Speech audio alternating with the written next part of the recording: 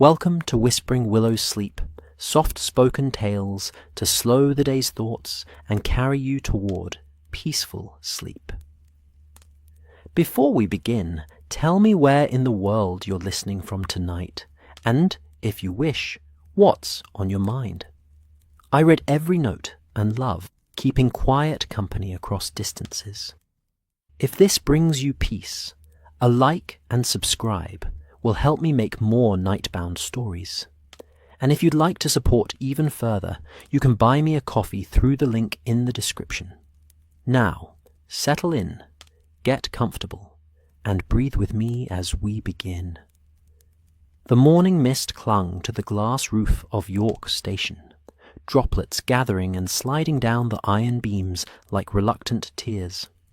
Beneath this cathedral of steam and steel, Sir William Hartfield adjusted his gold pocket watch, the chain glinting softly against his impeccably tailored waistcoat. The timepiece read precisely 7:43, 17 minutes, until the Great Northern Line's morning departure to Edinburgh. The familiar scent of coal smoke and polished brass mingled with the earthy aroma of fresh baked goods from the station's tea room, creating an olfactory tapestry that Sir William found oddly comforting. He noticed, with mild irritation, that someone had carelessly folded the corner of the newspaper tucked under his arm, a small imperfection in his otherwise meticulous appearance. It was May of 1895, and York Station hummed with the gentle chaos of Victorian travel. Porters in their dark uniforms manoeuvred trolleys laden with leather trunks and hat boxes, their paths creating invisible rivers through the sea of travellers. Ladies with parasols and gentlemen in top hats moved with the stately grace of their station, while working-class families clutched simple carpet bags, their voices respectfully hushed in the presence of their social betters. The class divisions of Victorian England were as visible as the tracks that stretched north and south, parallel lines never meant to intersect. Sir William moved with the confidence of a man accustomed to the world parting before him. At 53, he carried the weight of his position as director of the Northern Counties Banking Consortium with practised ease. His silver-streaked hair and distinguished profile belonged on a banknote, which, some jested in banking circles, was precisely where he aspired to be immortalized.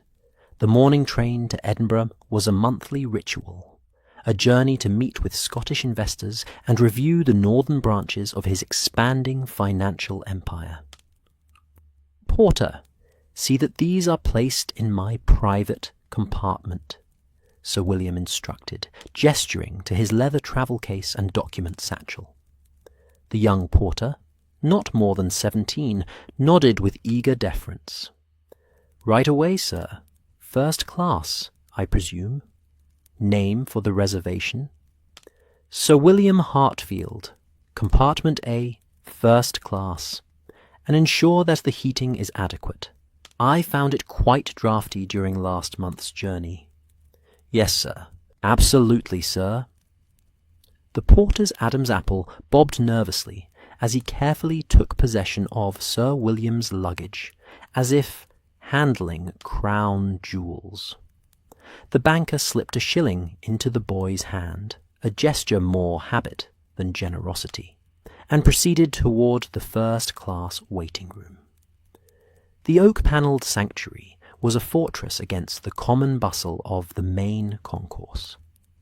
Here, leather armchairs cradled the privileged few who could afford the luxury of first-class travel, while attendants circulated with tea, coffee, and morning papers. "Sir William, good morning," greeted the attendant, a thin man with precisely combed hair and a perpetual half-bow in his posture. "Your usual Morning Times and Financial Chronicle are ready, and I've taken the liberty of reserving the latest Quarterly Review. Will you take tea before boarding?" "Earl Grey, if you please." No sugar, just a whisper of milk. Sir William settled into his preferred armchair by the window, which offered a commanding view of the platform where the Edinburgh-bound train waited, its green livery gleaming in the diffused light of the glass-roofed station. As the banker unfolded his newspaper, the rhythmic ticking of the station clock provided a soothing counterpoint to the muffled sounds of travel beyond the waiting room's door. The Financial Chronicle's front page announced modest gains in the markets, and Sir William permitted himself a small smile. His banking consortium had weathered the minor financial storms of the past quarter remarkably well, unlike some of his competitors who had been forced into unfavourable mergers, or worse, bankruptcy. The tea arrived, steam rising from the fine bone china cup like morning fog off the Yorkshire moors. Sir William savoured the bergamot-scented brew, its warmth spreading through his chest. These small rituals of civilization were what separated men of his station from the common masses, he reflected. The ability to appreciate the nuances of properly brewed tea while reading financial reports was a form of enlightenment unavailable to most. 10 minutes until departure for the Edinburgh service, calling at Darlington, Durham, Newcastle, Berwick-upon-Tweed, and Edinburgh-Waverley, announced a voice from the platform, barely audible through the waiting room's insulated tranquillity. Sir William folded his newspaper with military precision and placed it in his inside pocket, leaving just the corner visible, a habit he had maintained for decades. He finished his tea with unhurried dignity, placed the cup and saucer on the mahogany side table, and rose to his full height. Time waits for no man, not even bankers, he mused aloud, a phrase his father, a self-made man who had climbed from clerk to bank owner, had often repeated. The platform was now alive with the energy of imminent departure. Steam hissed from the locomotive like the breath of a slumbering dragon, while the conductor moved along the carriages, checking tickets and ushering passengers aboard. The first-class carriages gleamed at the front of the train, their polished wood and brass fittings speaking of a world where comfort was not merely a luxury, but a right of the privileged few. "Sir William, your compartment is ready," announced a uniformed train attendant, appearing at the banker's side as if conjured. "May I escort you aboard?" "Thank you, Bradford. And has my special request been accommodated?" Sir William inquired, as they walked toward the first-class carriage. "Yes, sir. The adjoining compartment has been left vacant to ensure your privacy for working, as requested, and the dining car has been notified of your preference for the window table facing forward." Sir William nodded his approval. This attention to detail was why he preferred the Great Northern Line for his business travels. The railway company understood that men of his position required certain accommodations that went beyond the standard offerings, even in first class. The compartment was a testament to Victorian luxury on rails. Plush velvet seats in deep burgundy, polished wooden panelling, and brass reading lamps created an atmosphere that rivaled the finest gentlemen's clubs in London. A small table by the window was perfectly positioned for working or dining, and heavy curtains could be drawn for privacy or to block the morning sun. Sir William settled into his seat as Bradford arranged a lap blanket and ensured the heating vents were functioning properly. The banker's document satchel and personal case had been neatly placed on the opposite seat, and a fresh copy of The Times, untouched by other hands, lay waiting on the table. "The dining car will begin serving breakfast once we depart York, sir. Would you care for the coffee in your compartment before then?" "No, thank you, Bradford. I shall read until breakfast. Please inform me when we're approaching Darlington. I expect to take a brief constitutional along the platform during our stop there." "Very good, sir." Left alone, Sir William removed his overcoat and placed it on the brass hook by the door, followed by his top hat. He glanced at his reflection in the compartment's mirror, straightening his already impeccable tie, a deep blue silk with subtle silver threading that complemented his grey morning suit. Appearance was a form of authority in the banking world, and Sir William had long ago mastered the art of sartorial intimidation. The train lurched gently as the locomotive began its work, pulling the carriages away from York Station with the dignified pace of a funeral procession before gradually building speed. The urban landscape of York slowly gave way to the pastoral beauty of the Yorkshire countryside, where morning mist still clung to the hedgerows and fields like a lover reluctant to leave. Sir William opened his newspaper and began to read, but found his attention wandering to the passing scenery. There was something hypnotic about railway travel, he reflected. The rhythmic clacking of wheels over track joints, the gentle swaying of the carriage, the fleeting glimpses into others' lives as the train passed farmhouses and villages. It was perhaps the only time he allowed himself the luxury of aimless contemplation. A soft knock at the door interrupted his reverie. "Enter," he called, folding his newspaper. A young woman in the uniform of the Great Northern Line's dining service appeared. "Good morning, sir. I'm Catherine, your steward for today's journey. We've begun breakfast service in the dining car, or I can bring a selection to your compartment if you prefer." "I shall take breakfast in my compartment today," Sir William decided.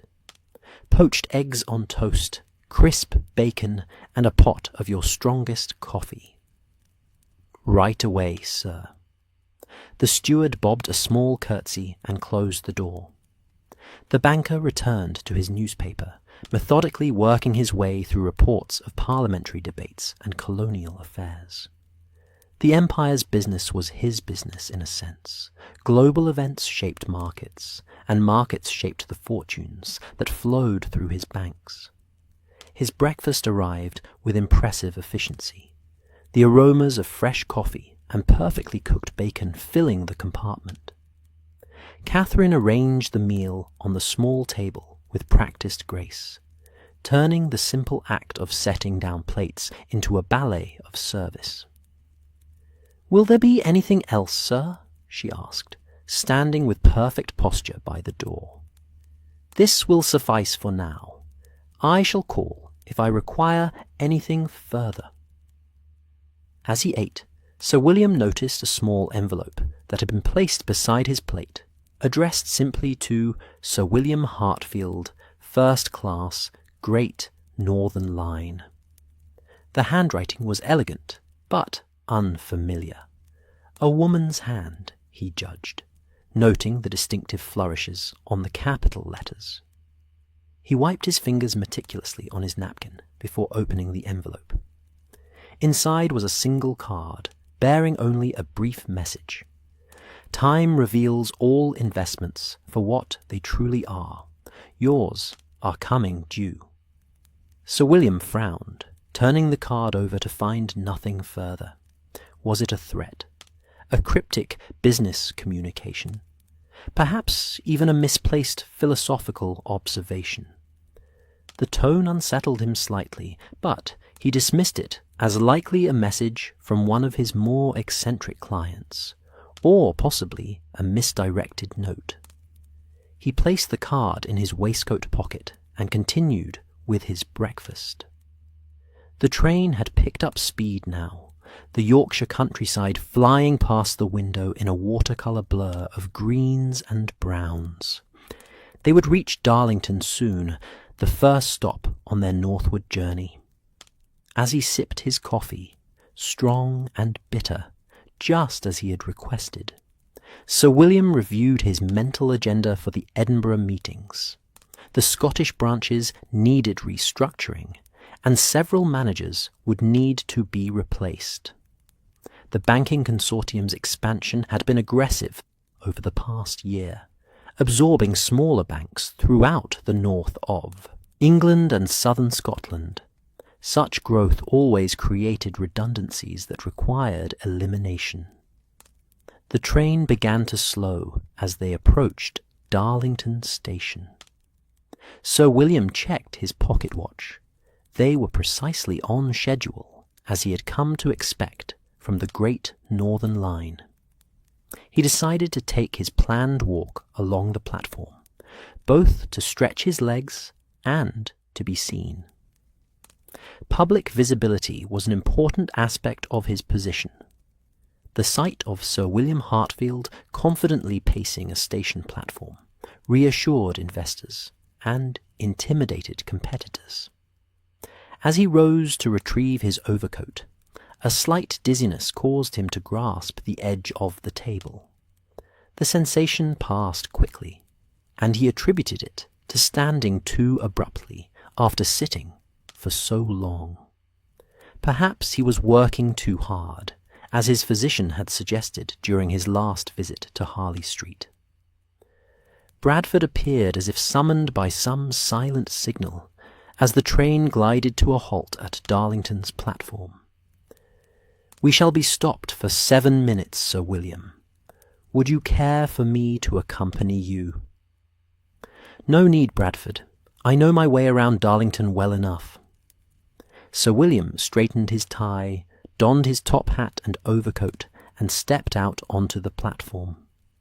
The morning had brightened considerably since their departure from York, with sunlight now piercing the earlier mist.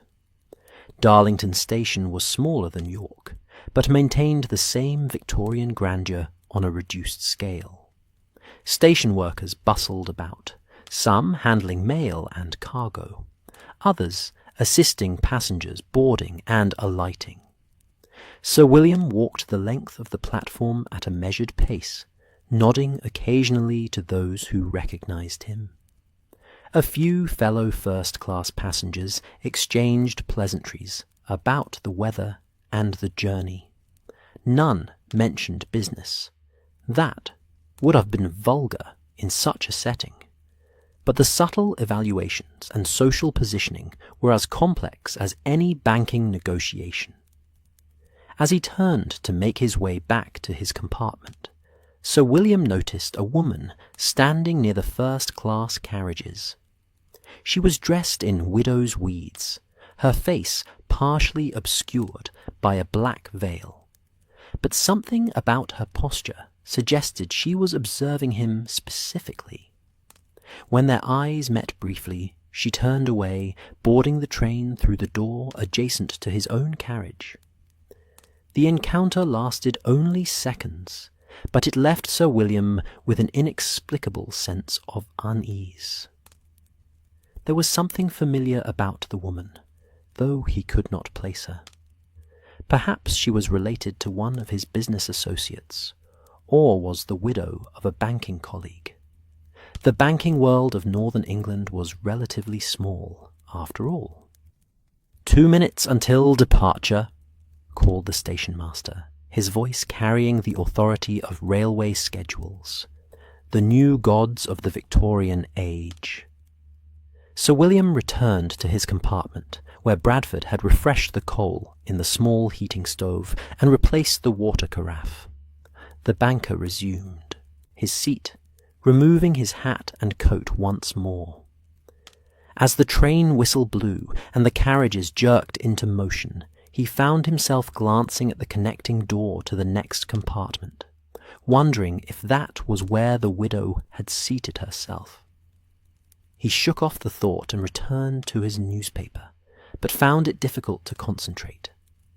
A strange lethargy was settling over him, perhaps from the early start to his day, or the gentle rocking motion of the train. The scenery outside began to blur, not from the train's speed, but from his own failing focus. Sir William loosened his tie slightly, finding it suddenly constrictive. A bead of sweat formed on his brow despite the comfortable temperature in the compartment. He reached for the water carafe, but his hand trembled, causing water to spill across his newspaper. The financial figures swam before his eyes, the black ink spreading like dark tendrils across the dampened page. A soft knock came at the door again, but it sounded distant, as if coming from the end of a long tunnel. Sir William tried to call out, but his tongue felt thick and unresponsive in his mouth. The door opened regardless, and through increasingly tunnelled vision he saw the black-veiled widow enter his compartment. "Sir William," she said, her voice surprisingly clear despite his clouded senses. "You don't remember me, do you? But you remember my husband, I think. Or at least, you remember foreclosing on his business and driving him to ruin." The banker tried to speak, to call for Bradford, but no sound emerged. His limbs felt impossibly heavy, and the compartment seemed to spin around him. The last thing Sir William Hartfield saw before darkness claimed him was the widow slowly removing her veil, revealing a face that indeed stirred a distant memory. A face from the wrong side of a banker's desk. A face that had once pleaded for mercy that was not granted. As the train continued its journey northward toward Durham, the rhythm of its wheels against the tracks matched the slowing beats of Sir William's heart, counting down the final moments of a life built on other people's misfortunes. The Great Northern Line cut through the rolling countryside like a black iron serpent, leaving trails of white steam that dissolved into the clear May sky. Inside the first-class dining car, breakfast service was in full swing as the train maintained its steady northward climb toward Durham. Crystal glasses clinked softly against fine china, and silver cutlery gleamed in the morning light that streamed through tall windows framed by burgundy velvet curtains. The dining car was a moving testament to Victorian luxury, with polished mahogany panelling and brass fixtures that caught the sunlight. Small tables draped with pristine white linen accommodated the privileged few who could afford first-class passage. A gentle murmur of conversation provided a soothing counterpoint to the rhythmic clacking of wheels against rails, the heartbeat of rail travel that lulled passengers into a comfortable trance. Among the diners sat Mrs. Eleanor Blackwood, her widow's weeds stark against the opulent surroundings. She'd removed her veil to eat, but kept her eyes downcast, focusing on the delicate porcelain teacup between her gloved fingers. The hot Darjeeling within released spirals of fragrant steam that momentarily fogged her wire-rimmed spectacles when she brought the cup to her lips.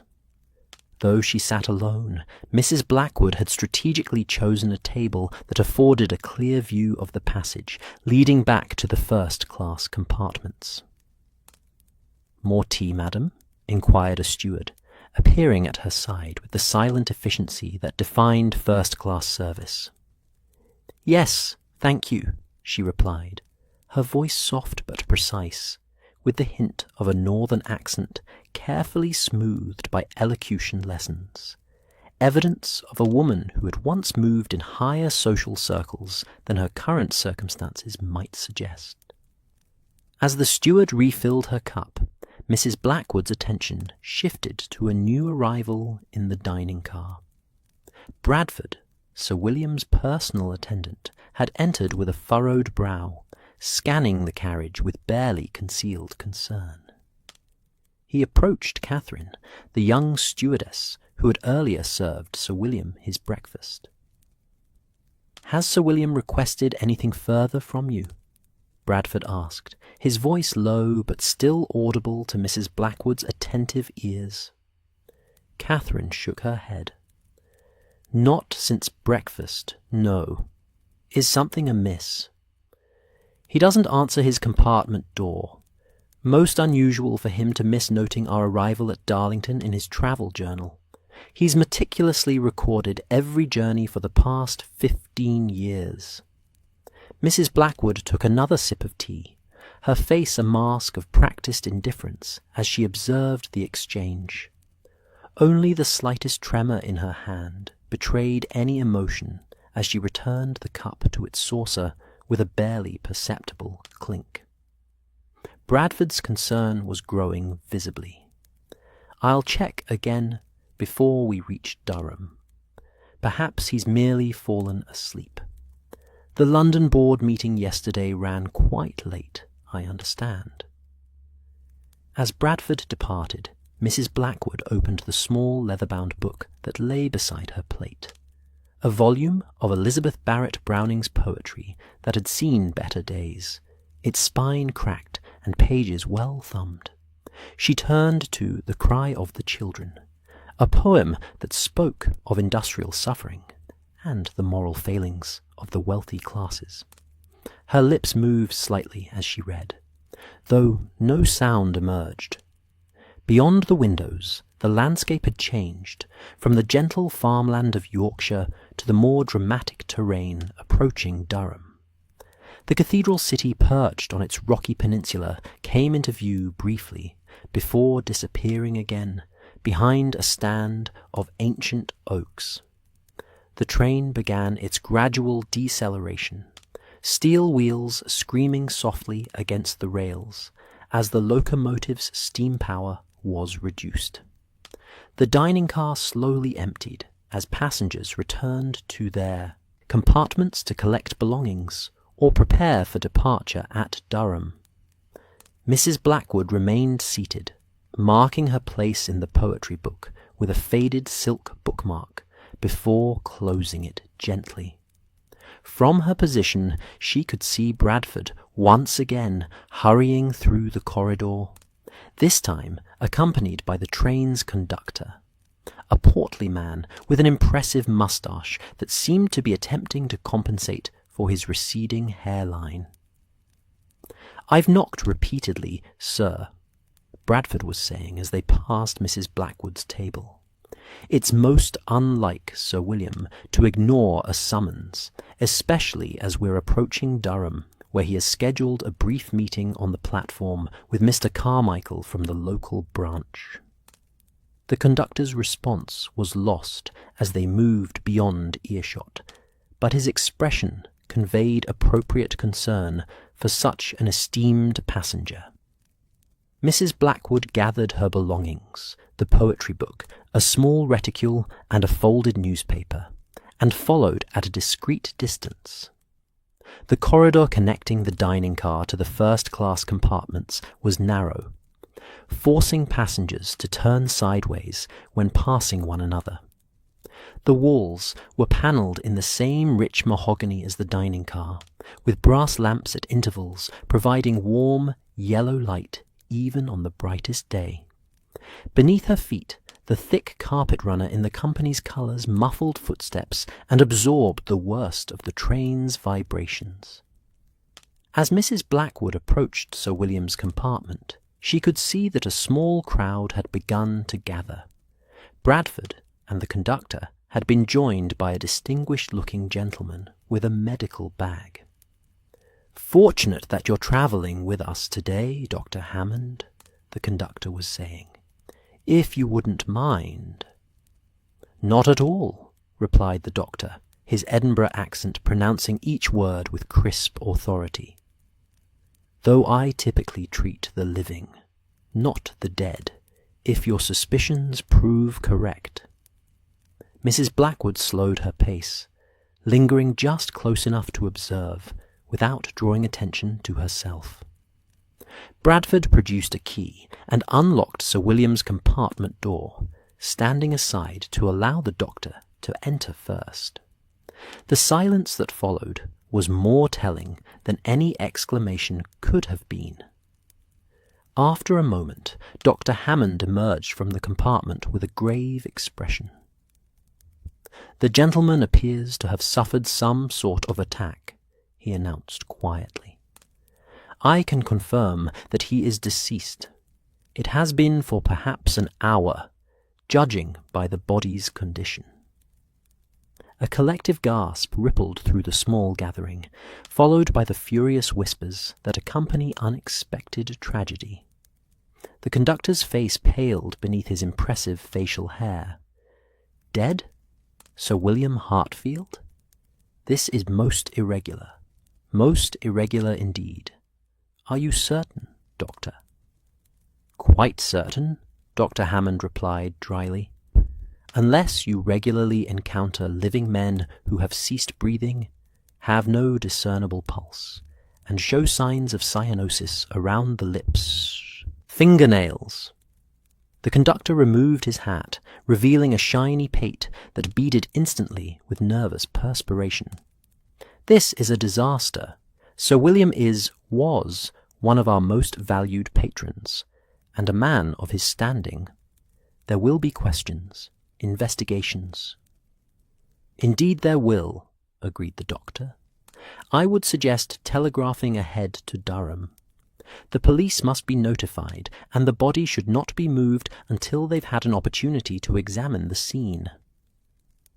Mrs. Blackwood observed these proceedings with remarkable composure, her features arranged in an expression of polite concern, appropriate for a stranger witnessing an unfortunate event. Only someone watching very closely might have noticed the slight relaxation around her eyes, as if a great tension had finally been released. The train was now slowing considerably as it approached Durham Station, the ancient cathedral visible on the horizon, its twin towers reaching toward heaven like a stone prayer. The conductor seemed torn between his duties to the arriving station and the crisis unfolding in the first-class compartment. "Bradford, remain here. Allow no one to enter. Dr. Hammond, would you be so kind as to stay as well? I must inform the station-master at Durham and arrange for the police to board." The conductor replaced his hat and hurried away, his usual dignified gait replaced by an anxious shuffle. Mrs. Blackwood quietly retreated to her own compartment, located 2 doors down from Sir William's. Once inside, she locked the door and lowered the blind over the corridor window before sinking onto the plush seat. Only then did she allow herself a deep, shuddering breath that carried away years of carefully contained grief and rage. From her reticule she removed a small silver flask, took a swift sip of brandy, and then carefully wiped the rim with her handkerchief before returning it to its hiding place. The trembling in her hands had ceased, replaced by the steady calm of one whose long-planned work had finally been completed. The train jolted slightly as it came to a complete stop at Durham Station. Outside her window, Mrs. Blackwood could see the platform coming to life. Porters positioning themselves to assist with luggage, family members searching expectant faces through the glass for their arriving loved ones, a newsboy hawking the latest editions.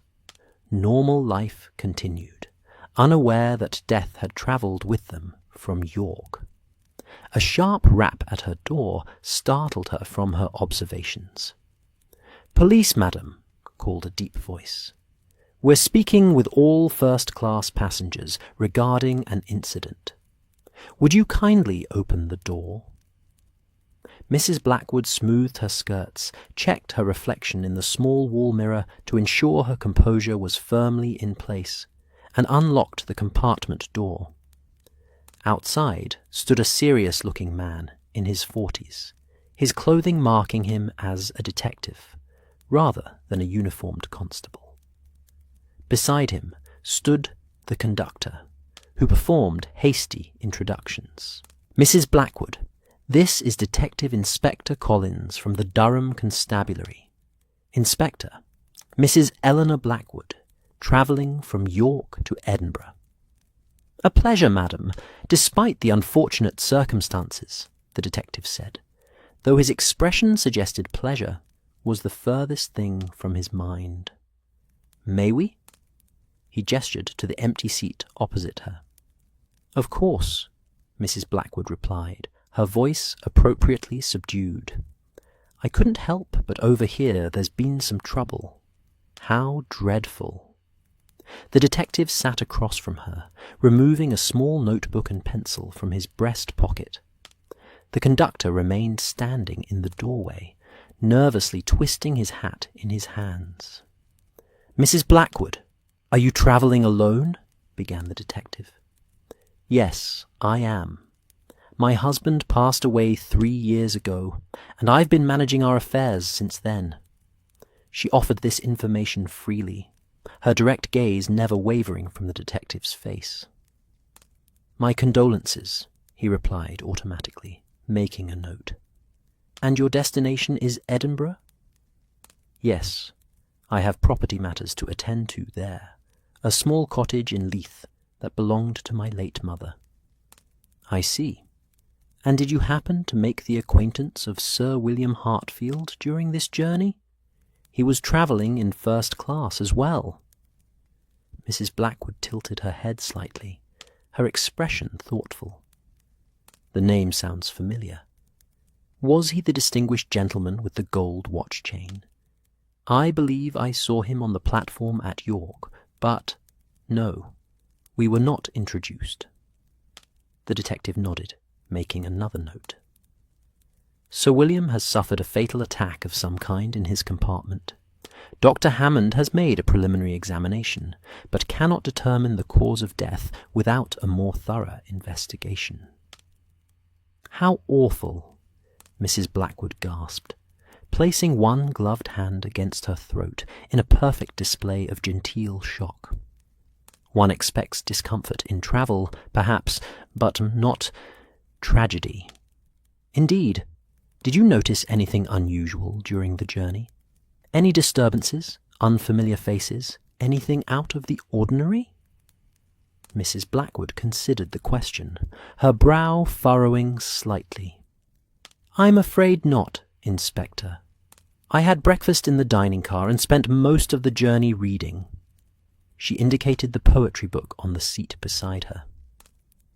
"The train service has been exemplary, as always on the Great Northern Line." The conductor seemed to stand a little straighter at this compliment to his employer, despite the circumstances. "Would you mind telling me your movements since boarding at York?" the detective asked, pencil poised. "Certainly. I boarded approximately 15 minutes before departure, settled in my compartment until about 8:30, then went to the dining car for breakfast. I remained there reading until just before we arrived at Durham, when I returned to my compartment. That's when I heard the commotion regarding the poor gentleman." The detective nodded, apparently satisfied with this account, which aligned with the timeline established by Bradford's discovery of Sir William's body. "Thank you for your cooperation, Mrs. Blackwood. We may have additional questions later. The train will be delayed at Durham while we conduct our investigation, I'm afraid. I must ask all passengers to remain aboard for the time being." "Of course, Inspector. I understand completely." Mrs. Blackwood's calm acceptance of this inconvenience seemed to impress the detective favourably. After the men departed, Mrs. Blackwood returned to her window. The platform was now hosting an unusual amount of activity for a provincial station. Several uniformed policemen had boarded, and a distinguished-looking man in a dark suit, likely a police surgeon, was making his way toward the first-class carriages, medical bag in hand. The delay stretched from minutes into hours as the investigation progressed. Occasionally, Mrs. Blackwood would hear footsteps hurrying past her door or muffled conversations in the corridor, but she remained in her compartment, seemingly absorbed in her poetry book, while keeping careful track of the proceedings outside her window. Shortly after noon, a flurry of activity on the platform caught her attention. A telegram boy had arrived, delivering a message to Detective Inspector Collins. The detective read it quickly, his expression darkening before he turned to confer urgently with his colleagues. Mrs. Blackwood allowed herself a small, tight smile. The detective had just received information about Sir William. Perhaps his business dealings, perhaps his enemies, perhaps even about the Blackwood family, whose lives he had destroyed through his predatory banking practices.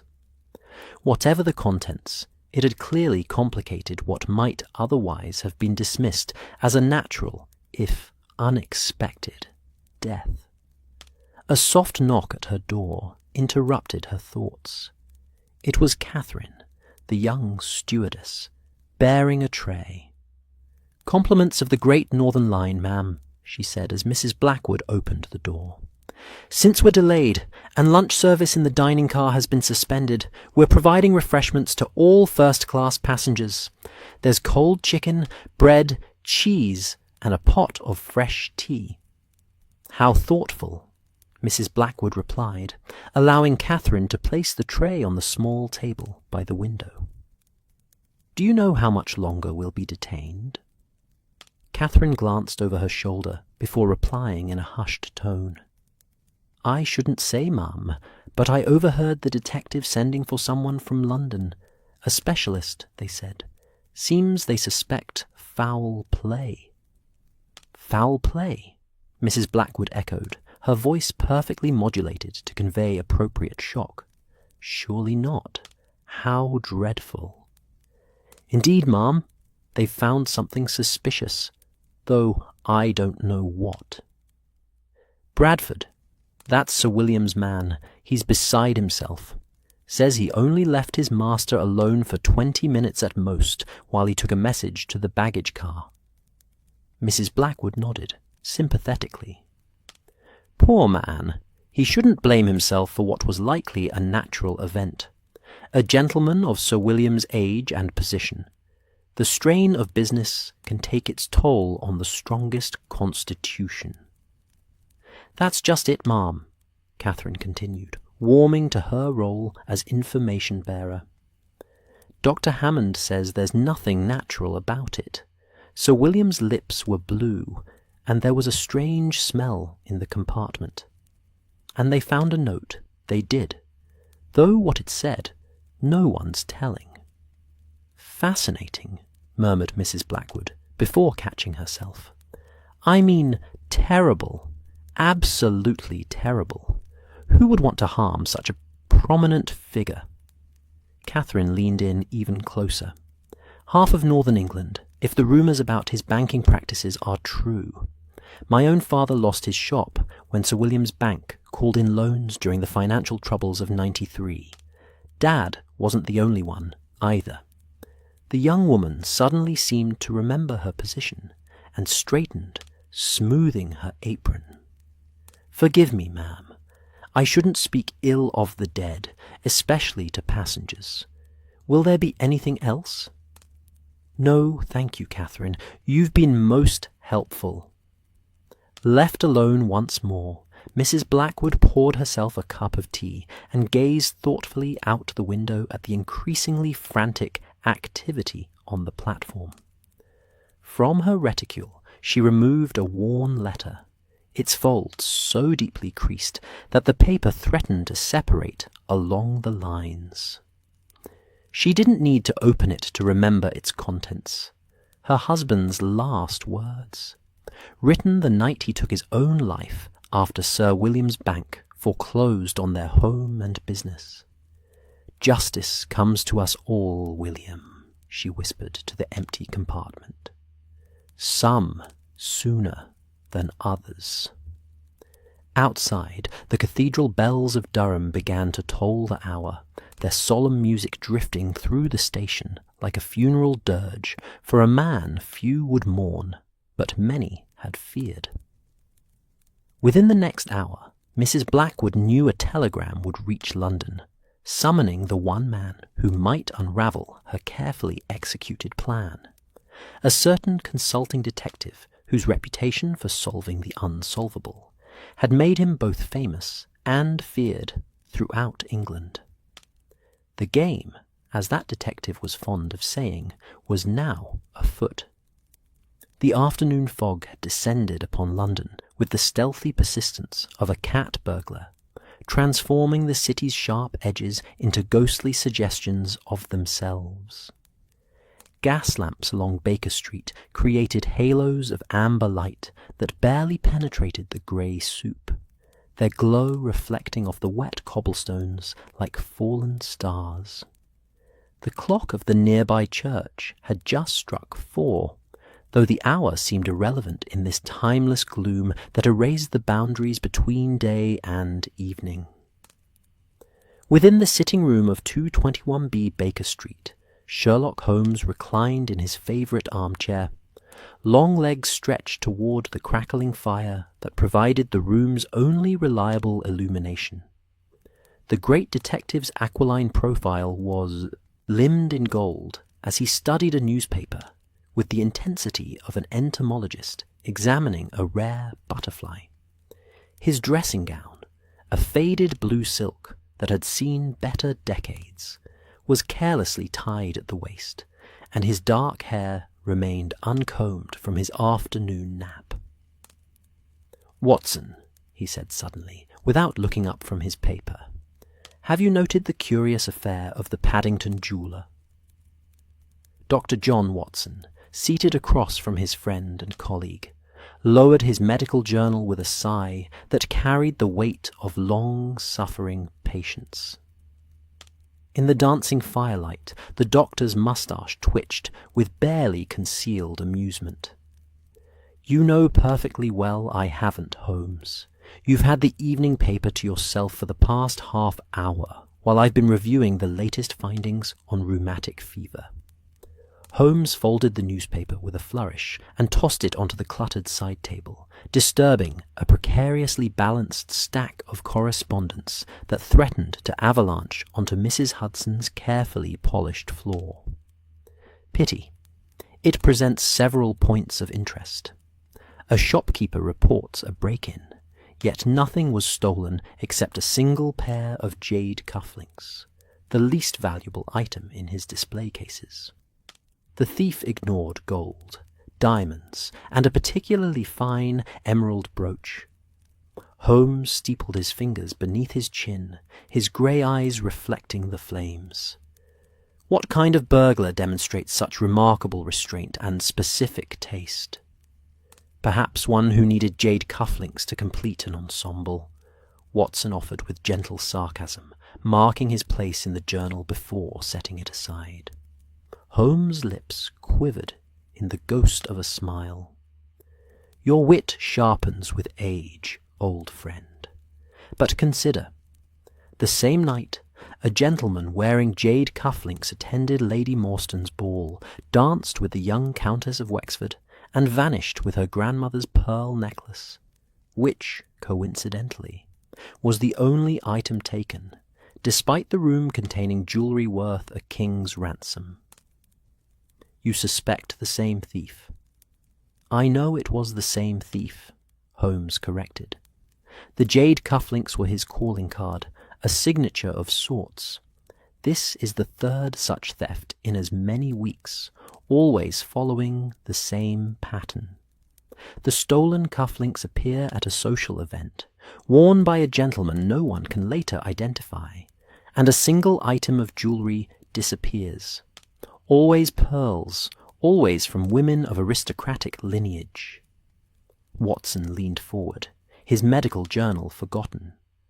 "Have you shared your theory with Scotland Yard?" "Lestrade visited this morning while you were attending to Mrs. Gladwell's rheumatism.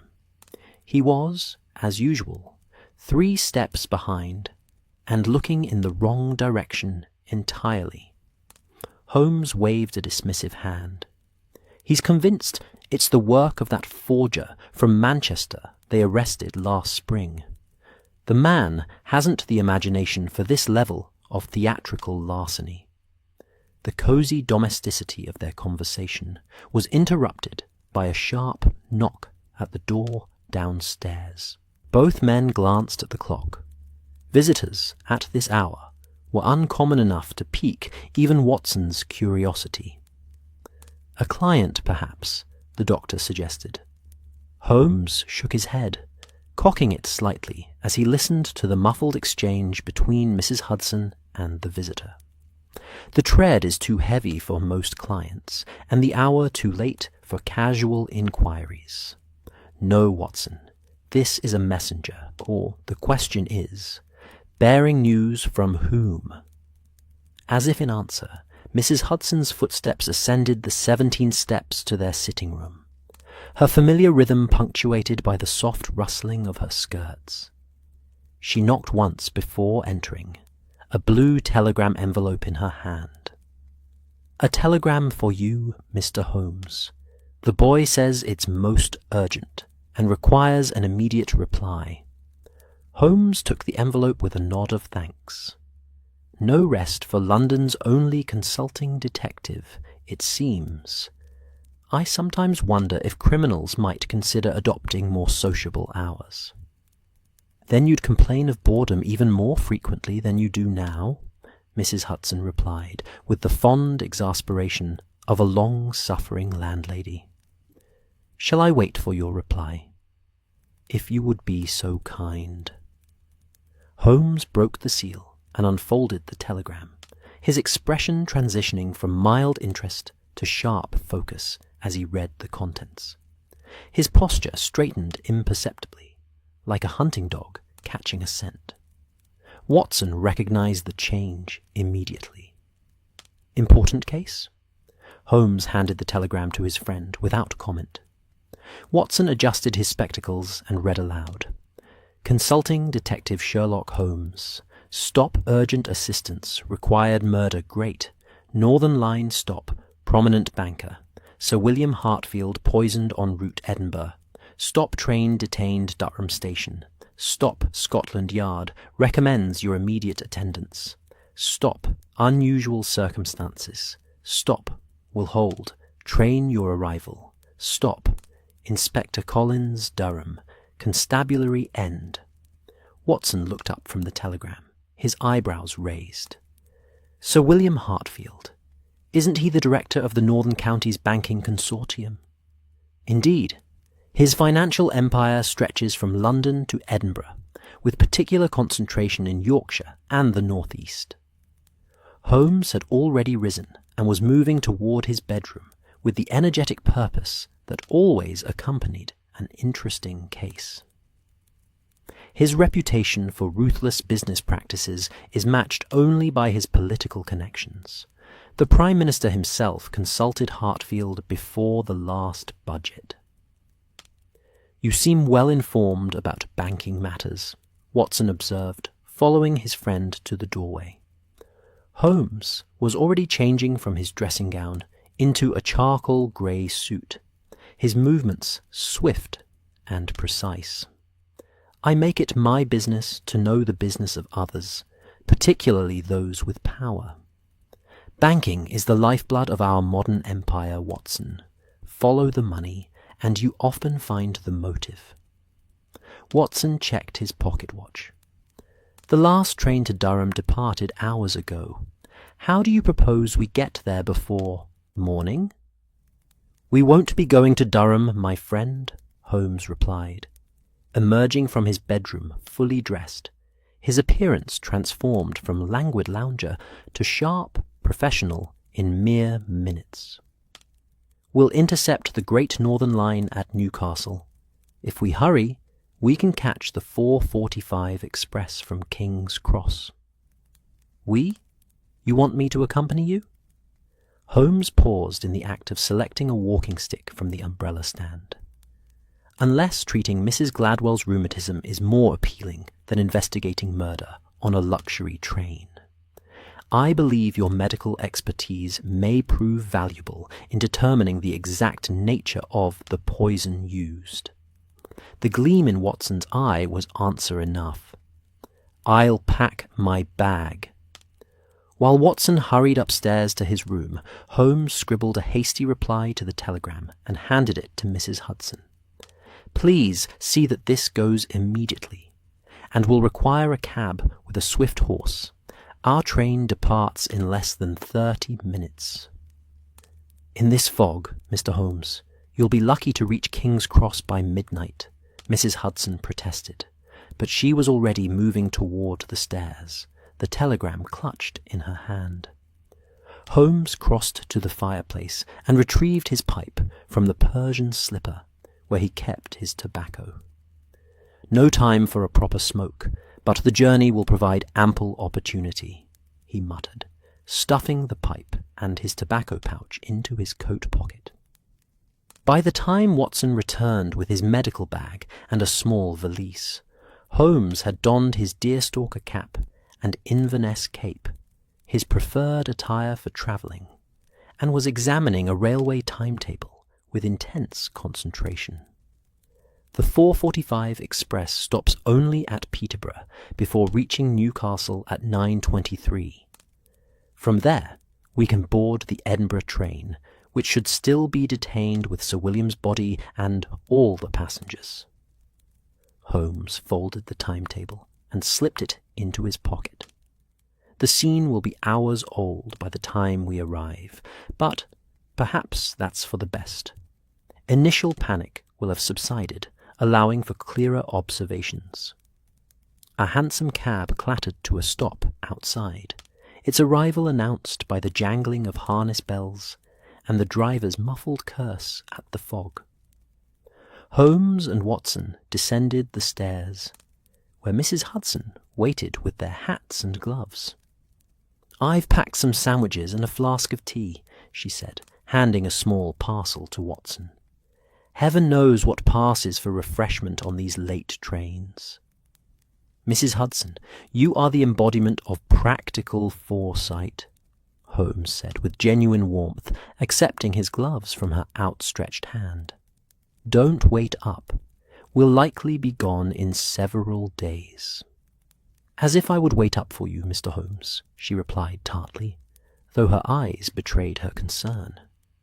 "Just try not to get shot at this time. Blood is terribly difficult to remove from wool."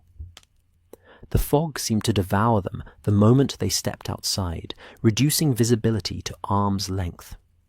The cab driver, a grizzled veteran of London's treacherous streets, tipped his hat to Holmes.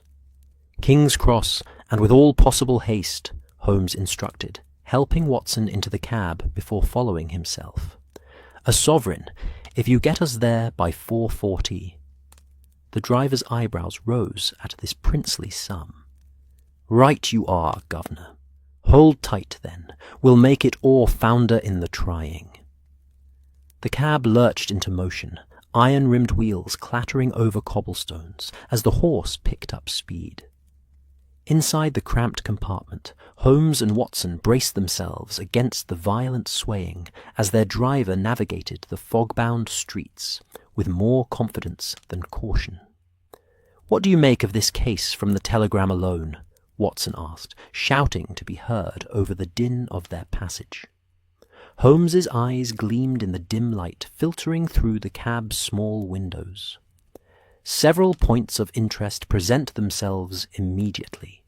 First, the victim. Sir William was not merely wealthy, but powerful, with enemies in both high and low places. Second, the method. Poison suggests premeditation rather than opportunity or passion. Third, the setting. A first-class train compartment offers limited access, making the pool of suspects finite and more easily scrutinized." The cab swerved sharply to avoid an unseen obstacle, throwing both men against the side panel. Watson righted himself with a grunt. "And the reference to unusual circumstances. What do you suppose that means?"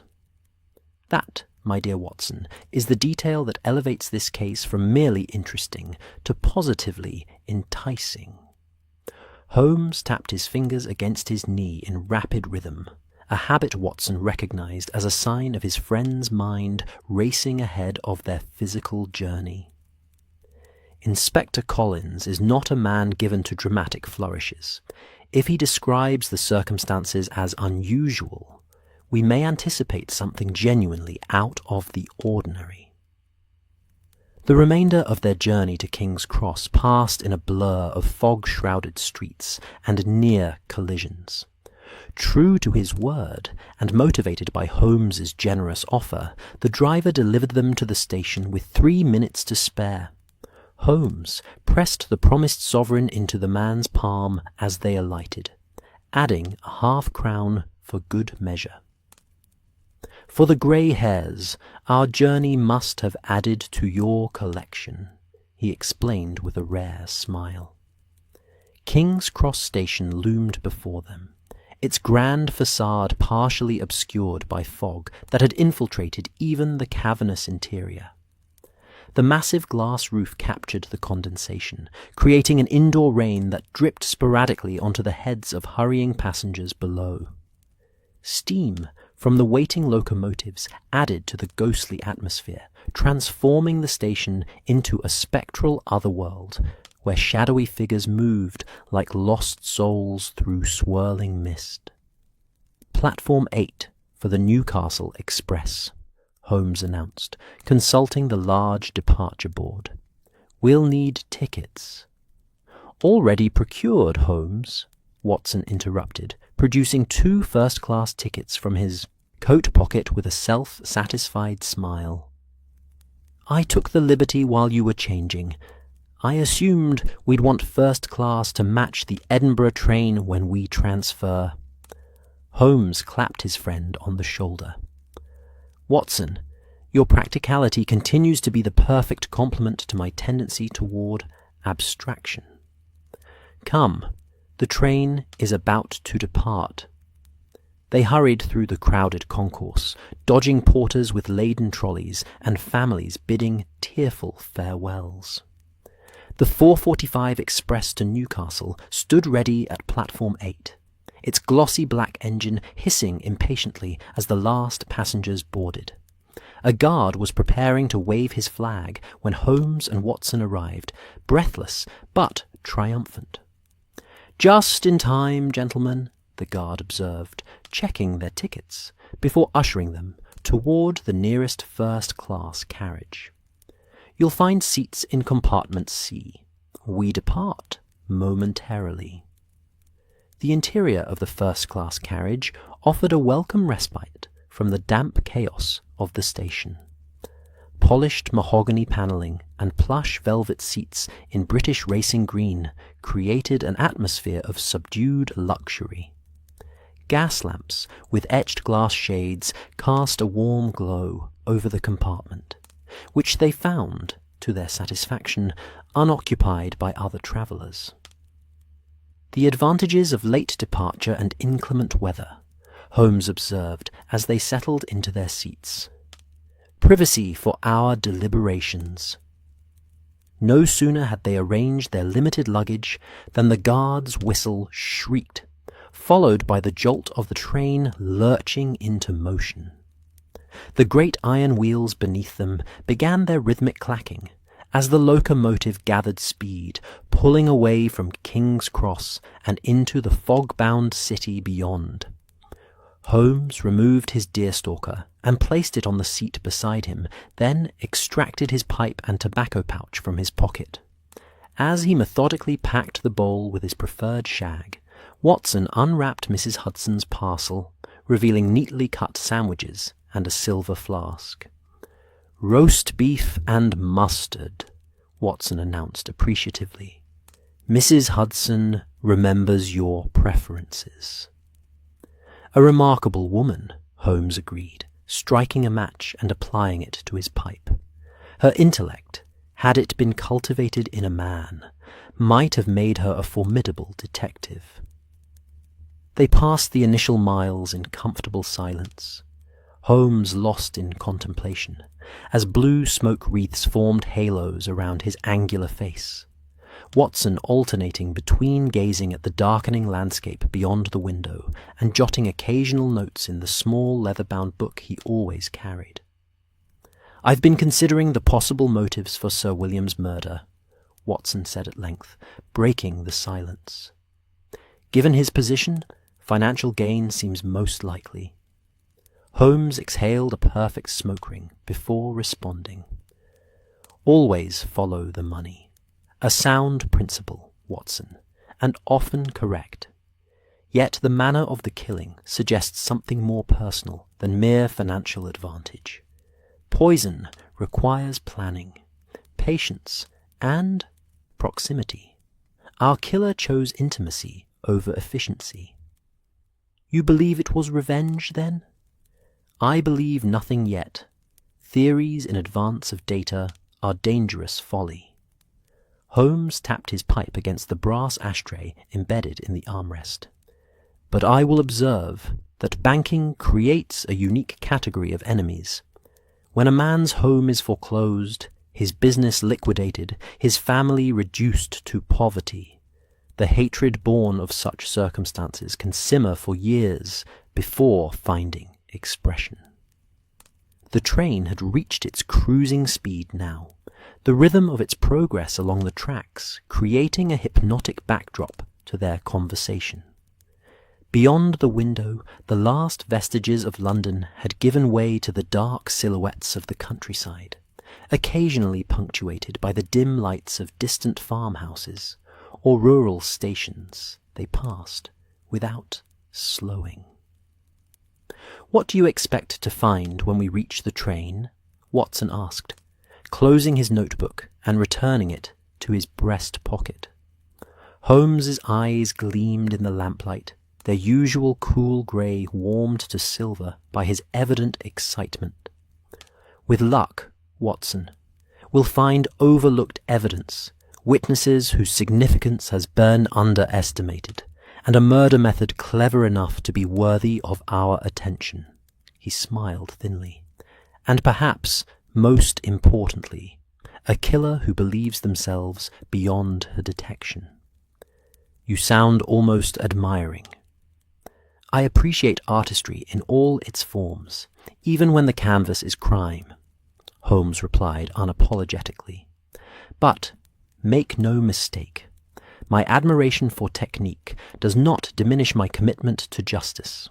By morning, I intend to begin unravelling whatever web has been spun around Sir William Hartfield's death."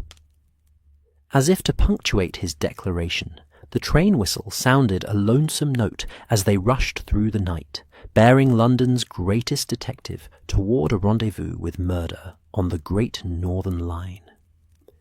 Newcastle Station shimmered under gaslight, like a rain-slicked beetle, its vast glass ceiling capturing the night's condensation and releasing it in sporadic, cold droplets upon the passengers hurrying across the platform. The clock above the main concourse showed 9:30 when Holmes and Watson descended from their London train, steam billowing around their ankles like phantoms reluctant to release them. "Perfect timing," Holmes remarked, consulting his pocket watch and snapping it closed with practiced precision. "The Durham train should be arriving on platform 3 within minutes." Watson shifted his medical bag to his other hand and followed Holmes through the busy station. Even at this late hour, Newcastle's principal railway hub pulsed with activity. Commercial travellers concluding their business day, miners returning from late shifts, and the usual contingent of railway staff whose orchestrated movements kept the industrial lifeblood of northern England flowing without interruption. "I've taken the liberty of sending a wire ahead from Peterborough," Holmes explained as they navigated around a porter struggling with a trolley of mail bags. "Inspector Collins will be expecting us."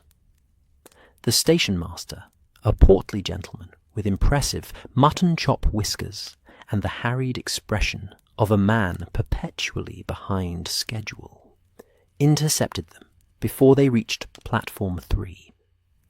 "Mr. Holmes? Sherlock Holmes?" he inquired, slightly breathless. Holmes inclined his head.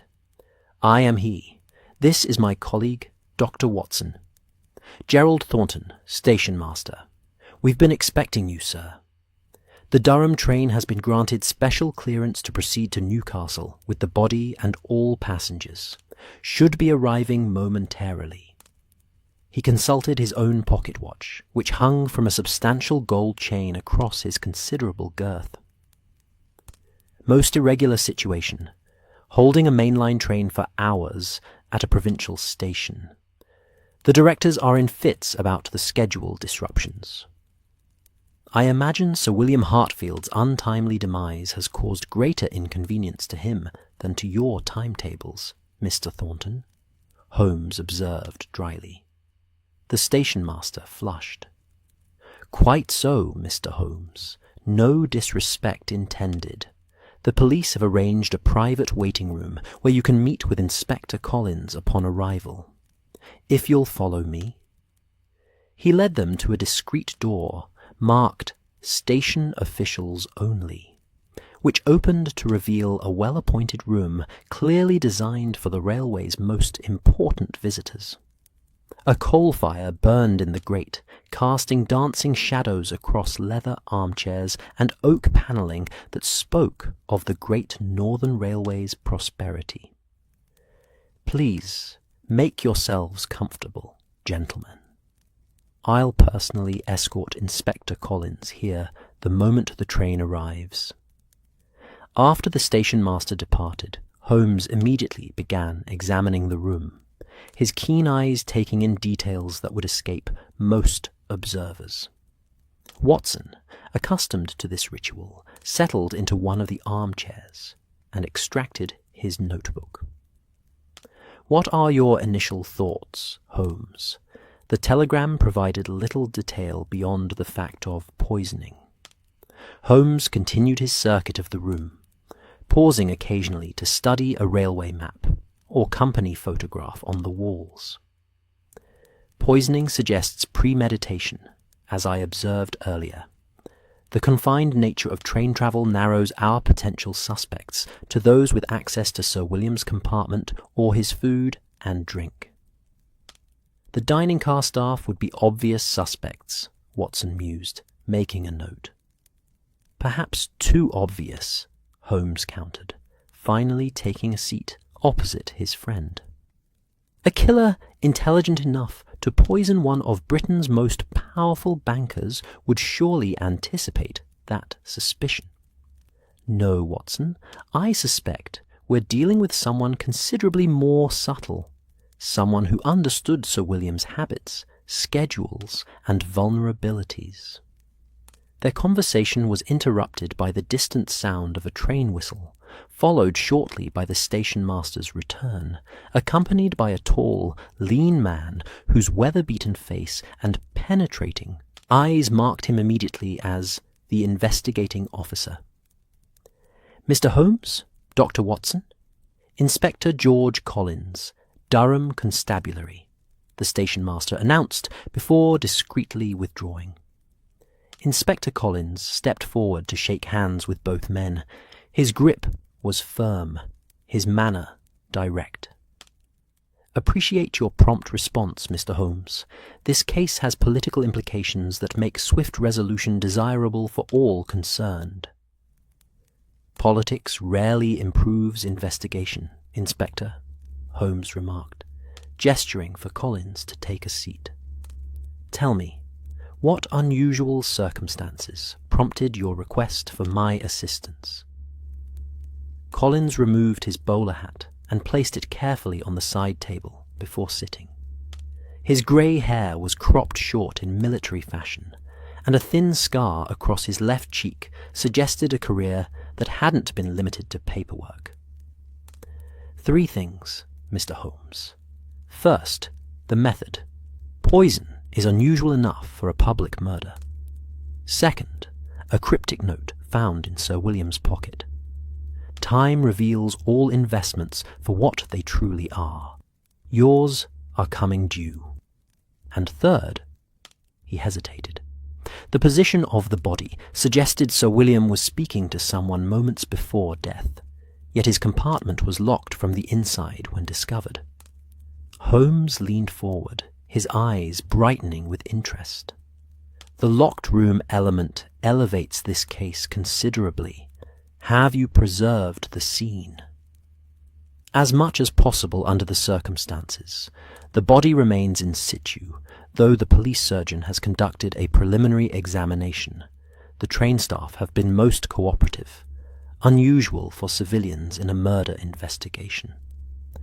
Not so unusual when the victim is unpopular, Holmes observed quietly. I detect from your tone that Sir William was not universally mourned.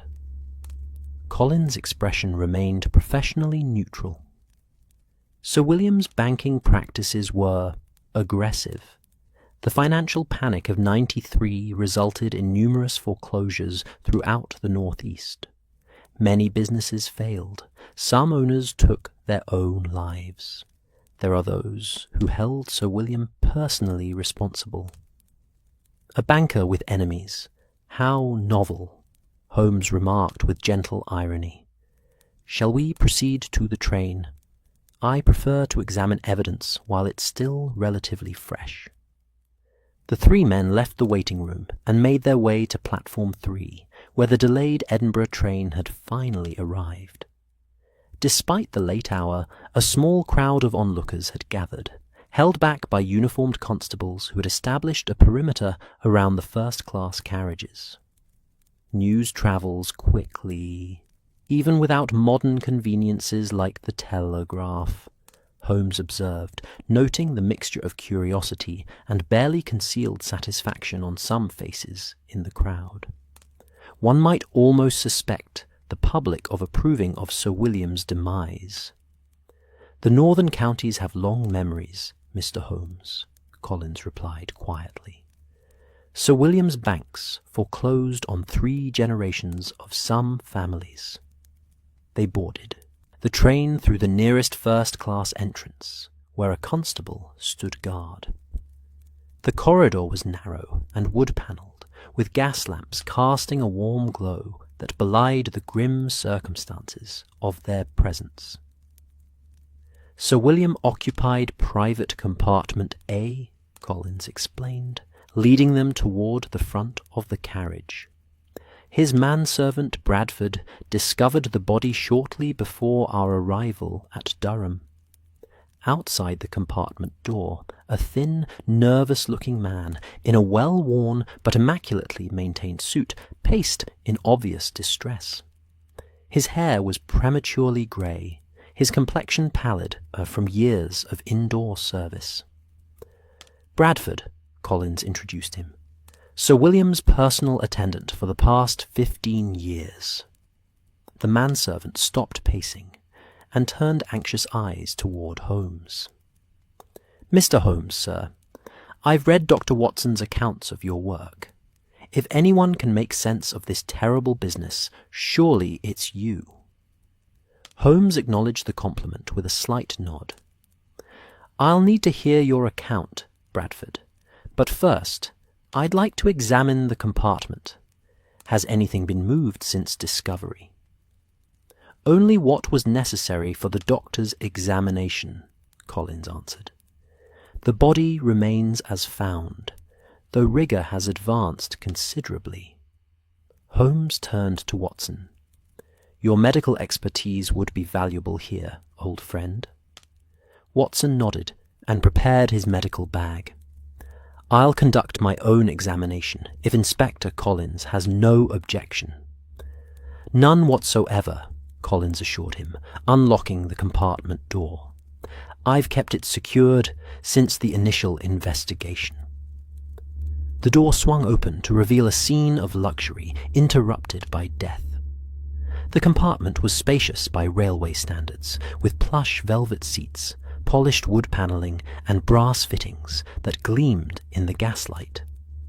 A small table by the window held the remains of breakfast service, a half-empty teacup, a plate with toast crumbs, and a folded newspaper. Sir William Hartfield's body occupied one of the seats, his posture unnaturally stiff, head tilted slightly, as though listening to an unseen companion across from him.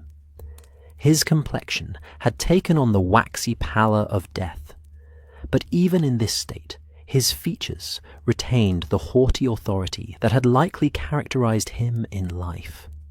He was dressed immaculately in a grey morning suit with a blue silk tie, and a gold watch chain stretched across his waistcoat. Holmes entered the compartment with reverent care, his eyes sweeping the scene in methodical arcs, absorbing details that others might dismiss as trivial. Watson followed, immediately moving to the body to begin his medical assessment. "When was he discovered?" Holmes asked, removing a small magnifying glass from his pocket. "At approximately 10:30 this morning, between Darlington and Durham," Bradford replied from the doorway, unwilling to re-enter the compartment. "I had served Sir William his breakfast at 8:15, then attended to some correspondence in the baggage car at his request. When I returned and received no answer to my knock, I grew concerned. It was most unlike him to ignore a summons." Holmes knelt to examine the floor near Sir William's feet, then carefully inspected the table with its breakfast remains. "Did you prepare his breakfast yourself, or was it delivered from the dining car?" "A stewardess named Catherine brought it from the dining car, sir. Sir William preferred to dine privately while reviewing his morning papers." Watson, meanwhile, had begun his examination of the body, checking the eyes, fingernails, and lips with professional detachment. "Cyanosis evident around the lips and nail beds," he reported. "Pupils dilated. From the level of rigor mortis, I'd estimate death occurred between 9 and 10 this morning." Holmes moved to examine the window and its locking mechanism. "The window is secured from the inside," he observed, "and appears undisturbed. The door was locked when you discovered him, Bradford?" "Yes, sir. I had to fetch the conductor with his master key." Holmes returned to the body, carefully examining Sir William's hands, cuffs, and pockets without disturbing their position. "There's a tea stain on his right sleeve," he noted, "approximately 3 inches above the cuff. Not particularly unusual for breakfast, except—" He paused, studying the stain through his magnifying glass. "The pattern suggests the cup was jolted violently, not simply tipped. A spasm, perhaps?" Watson nodded. "Consistent with certain poisons that affect the nervous system." Holmes continued his inspection, now focusing on the newspaper. "This morning's edition of the Times, folded to the financial pages. But observe, the corner of page 3 has been torn away." He carefully lifted the paper to examine beneath it. "And here, a single cufflink." He held up a small golden object for their inspection. It was an elegant, but not ostentatious cufflink with a simple monogram. E.B. "Not Sir William's, I presume?" Holmes directed the question to Bradford. The manservant shook his head. "No, sir. Sir William wore his family crest cufflinks today. Gold with a falcon design. Both were in place when I served his breakfast." Holmes pocketed the cufflink, then turned his attention to the teacup. With extreme care, he raised it to his nose and inhaled briefly, his eyes closing in concentration. Bergamot, Earl Grey, as one would expect. But beneath that, "Watson, your opinion?" Watson took the cup and repeated Holmes's action. "There's a faint almond odor. Could be cyanide, though the scent is very subtle." "Indeed.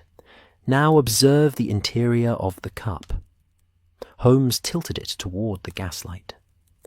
"A slight discoloration around the rim, almost imperceptible, unless one is looking for it. Inspector Collins, who had been observing silently from the doorway, finally spoke. "You believe the poison was in the tea, then?" "It appears the most likely vector," Holmes confirmed, replacing the cup exactly as he had found it. "Though I wouldn't eliminate other possibilities yet. Bradford, did Sir William have any known enemies who might have been travelling on this train?" The manservant hesitated. "Sir William had many business rivals, sir, and there were those who blamed him for their financial difficulties. But as to specific individuals on this train, I couldn't say with certainty." "You mentioned a note, Inspector?" Holmes prompted. Collins produced a small evidence envelope from his coat pocket. "Found in Sir William's waistcoat. Appears to have been delivered with his morning papers or breakfast." Holmes examined the note through the envelope, careful not to touch it directly. "Time reveals all investments for what they truly are. Yours are coming due," he read aloud. "Elegant handwriting, educated, female, I would judge, written with a fountain pen on quality stationery." He returned the envelope to Collins. "Has a complete passenger list been compiled?" "Yes, sir. 23 passengers in first class, 47 in second, and approximately 100 in third, plus 12 dining car staff, the conductor, and various porters and attendants." "And how many of those had access to Sir William's breakfast or compartment?" Collins consulted his notebook. "The stewardess who delivered breakfast, Bradford here, the conductor with his master key, and potentially any first-class passenger who might have visited Sir William by invitation." "Did Sir William receive any visitors this morning, Bradford?" Holmes asked. "No, sir. He was reviewing financial reports and preferred not to be disturbed before our arrival in Edinburgh." Holmes completed his circuit of the compartment, pausing finally at the connecting door that led to the adjacent compartment. "This door, it connects to another private compartment?" "Yes, sir," Bradford confirmed. "Compartment B was empty during our journey, reserved but unoccupied, as Sir William preferred the additional privacy." Holmes examined the lock on the connecting door. "Interesting. This lock shows recent use. The mechanism has been oiled, but there's a subtle scratch on the brass plate that couldn't be more than a day old." He turned to Inspector Collins. "Who occupies compartment B now?" "A Mrs. Eleanor Blackwood, a widow travelling to Edinburgh on property matters. She boarded at York." "And has Mrs. Blackwood been interviewed?" "Briefly. She claims to have spent the morning in the dining car and observed nothing unusual. Her statement was straightforward and gave us no cause for suspicion." Holmes raised an eyebrow. "No cause beyond being the nearest passenger to a murdered man, with only a connecting door between them." He turned back to the body, studying Sir William's face intently. "His expression is curious. Not one of pain or surprise, but almost recognition, as if his killer was not unknown to him." Watson, having completed his initial examination, carefully closed his medical bag. "Based on the symptoms, I would tentatively suggest cyanide poisoning, though a more thorough toxicological analysis would be necessary for confirmation. The progression would have been rapid. Dizziness and disorientation, followed by respiratory difficulty and collapse. Death would have occurred within minutes." "Which narrows our time frame considerably," Holmes mused. "Bradford, you left Sir William at what time precisely?" 8:45, sir. I remember checking my watch against the station clock at Darlington when we departed." "And you returned at 10:30 to find him deceased. During that interval, who would have had a legitimate reason to enter this compartment? Bradford considered the question. Only Catherine, the stewardess, might have returned to clear the breakfast things, but that would typically occur later in the morning. Holmes nodded thoughtfully. Inspector, I would like to interview several individuals, beginning with this Catherine, followed by Mrs. Blackwood and any other first-class passengers who might have observed unusual activity near this compartment during the critical period. I've had all passengers detained on board, Mr. Holmes.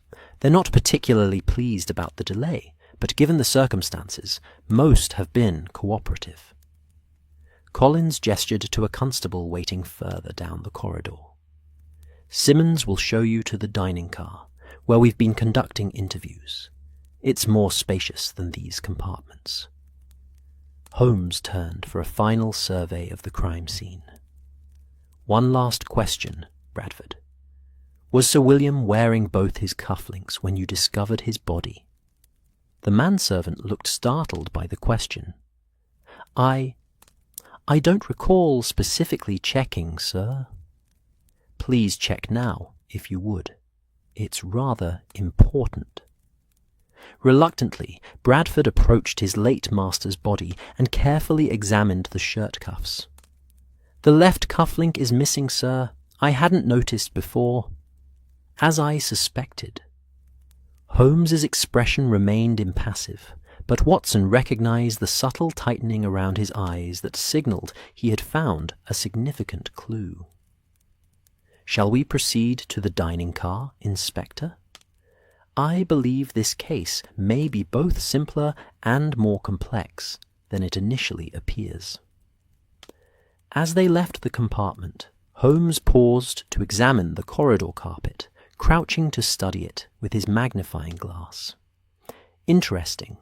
A small damp patch here, already nearly dried. Tea, perhaps, spilled in haste. You believe the killer fled with Sir William's cufflink? Watson asked quietly as they followed Inspector Collins toward the dining car.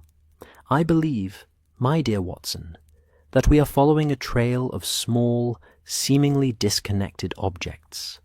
A newspaper corner, a foreign cufflink, a missing personal cufflink, that together will lead us to our quarry.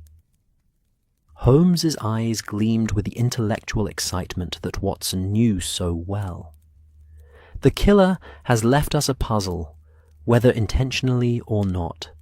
And puzzles, as you know, are my particular specialty.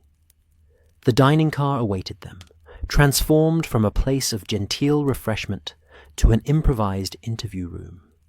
The tables had been rearranged, creating a central space where a small woman in a stewardess uniform sat nervously before an empty chair, clearly the next subject for questioning. Catherine, I presume, Holmes said as they approached. I believe you may hold the key to a most perplexing murder, whether you realize it or not. The dining car of the Great Northern Line presented a curious tableau as midnight approached. Crystal glasses and fine china had been cleared, white linen tablecloths removed, transforming the elegant space into an impromptu interrogation room. Gaslight flickered across polished mahogany paneling, casting elongated shadows that seemed to dance whenever the train swayed on the recently resumed journey northward. Outside the windows, the Northumberland countryside passed in a dark blur, occasionally punctuated by the distant glow of a farmhouse or village. Catherine, the young stewardess, sat with perfect posture despite the late hour and obvious stress of the situation. Her uniform, though slightly rumpled after the long day, remained crisp at the collar and cuffs, a testament to the railway company's exacting standards. Her hands, red and slightly chapped from frequent washing and food service, were folded neatly in her lap as she faced Sherlock Holmes. "Miss Catherine," Holmes began, settling into the chair opposite her. "Just Catherine, sir," she corrected softly. "We're not permitted surnames while in service. Company policy." "A curious erasure of identity," Holmes remarked, studying her with his penetrating gaze. "Though I suppose Catherine Winters is easier to set aside than your full self when serving the wealthy." The young woman's eyes widened slightly. "How did you—" "The pin securing your collar, a small winter scene, family keepsake, I'd wager, and a quiet reminder of yourself beneath the uniform." Holmes waved away her surprise with a gesture that suggested such deductions were merely routine. "Now, Catherine, I understand you served Sir William Hartfield his breakfast this morning." "Yes, sir. Earl Grey tea, poached eggs on toast, and crisp bacon, served at precisely 8:15, as he preferred." "You've attended to Sir William before, then?" "Every month for the past year, sir. He took the Edinburgh train regularly for business." Holmes nodded, making a steeple with his fingers. "Describe the breakfast service, if you would. Every detail, however insignificant it might seem." Catherine closed her eyes briefly, reconstructing the morning's events. "I prepared the tray in the dining car's service area. Fresh teapot, with Earl Grey.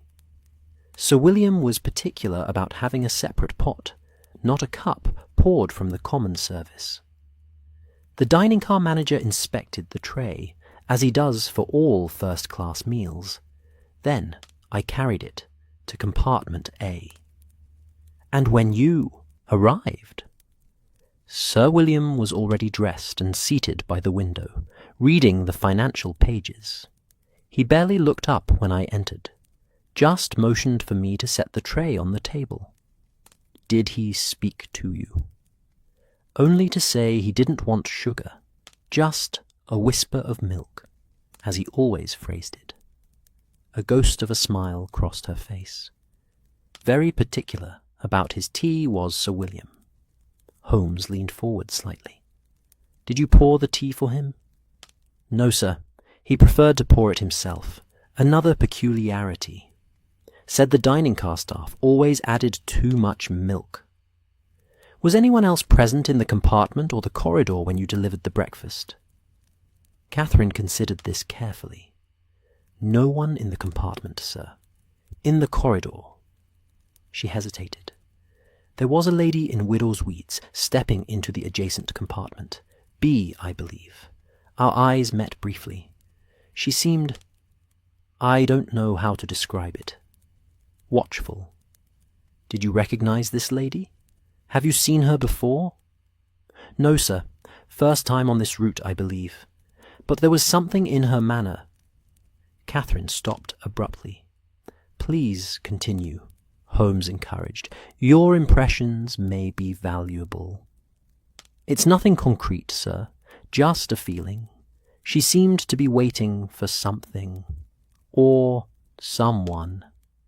Catherine twisted her hand slightly. "I've served hundreds of passengers, Mr. Holmes. You develop an instinct for those who are simply travelling versus those who have purpose." "And this widow had purpose?" "Yes, sir. Most definitely." Holmes nodded, absorbing this insight.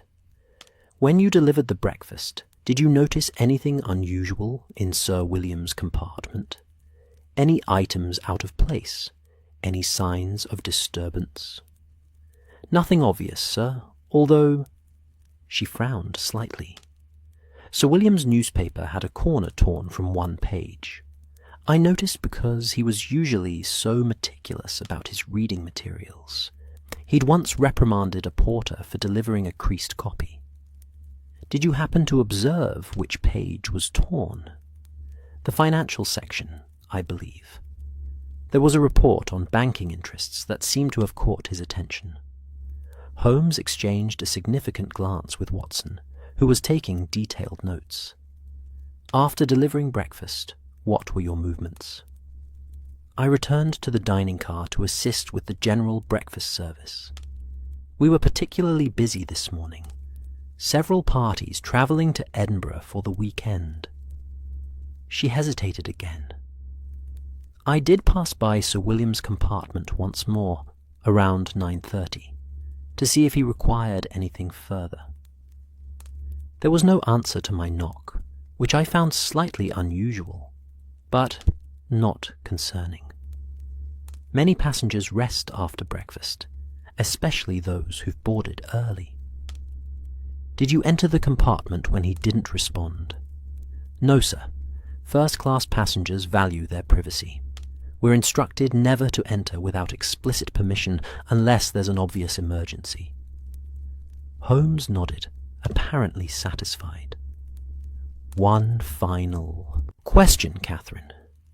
When you collected Sir William's breakfast tray from the dining car, was it ever left unattended, even momentarily? The stewardess's brow furrowed as she considered this. Yes, actually. I was called away to assist an elderly passenger who had spilled her tea.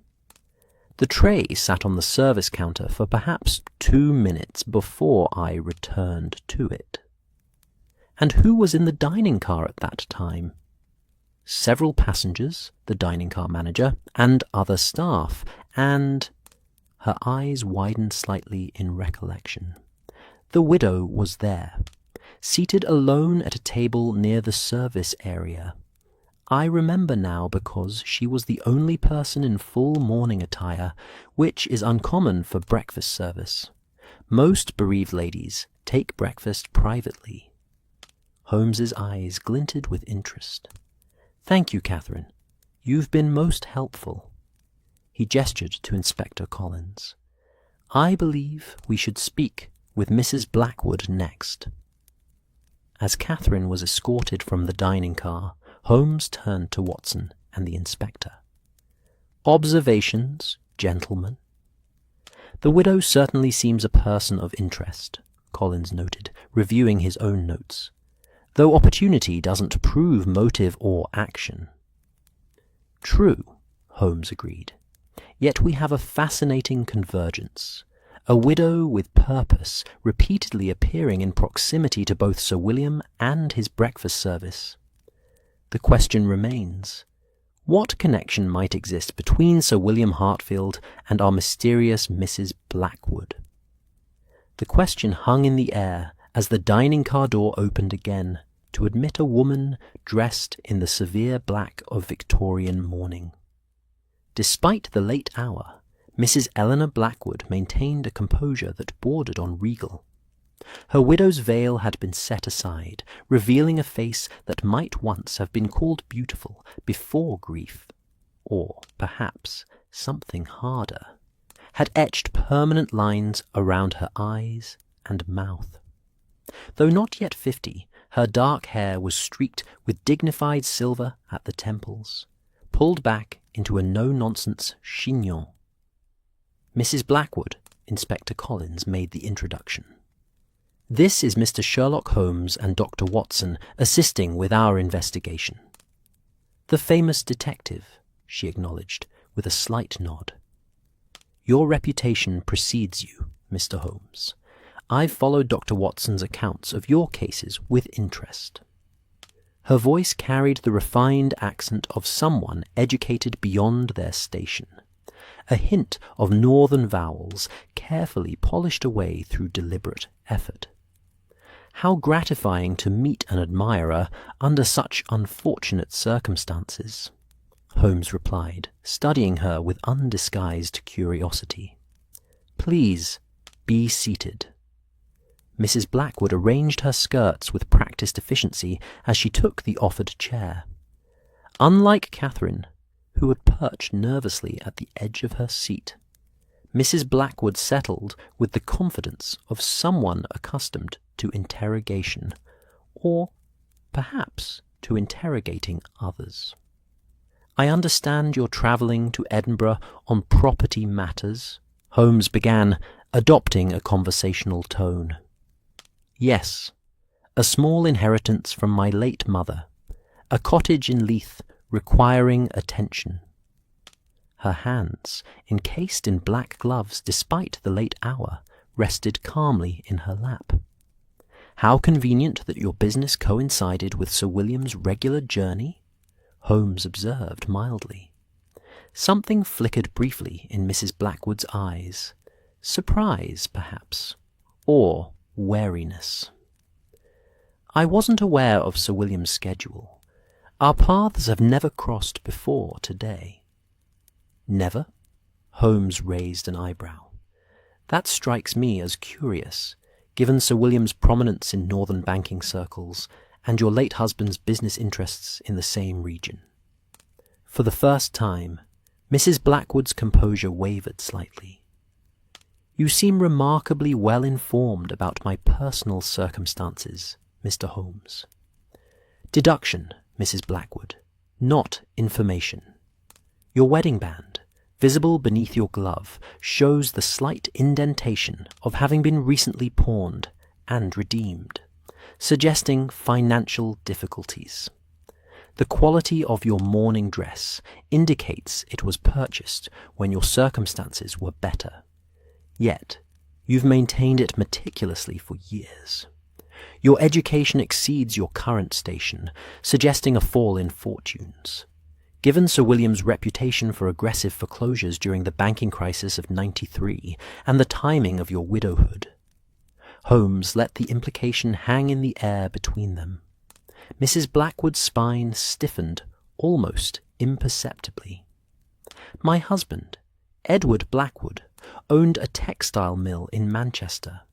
He took his own life in December of 1893, after Sir William's bank called in our loans without warning, despite 15 years of timely payments and a temporary cash flow issue.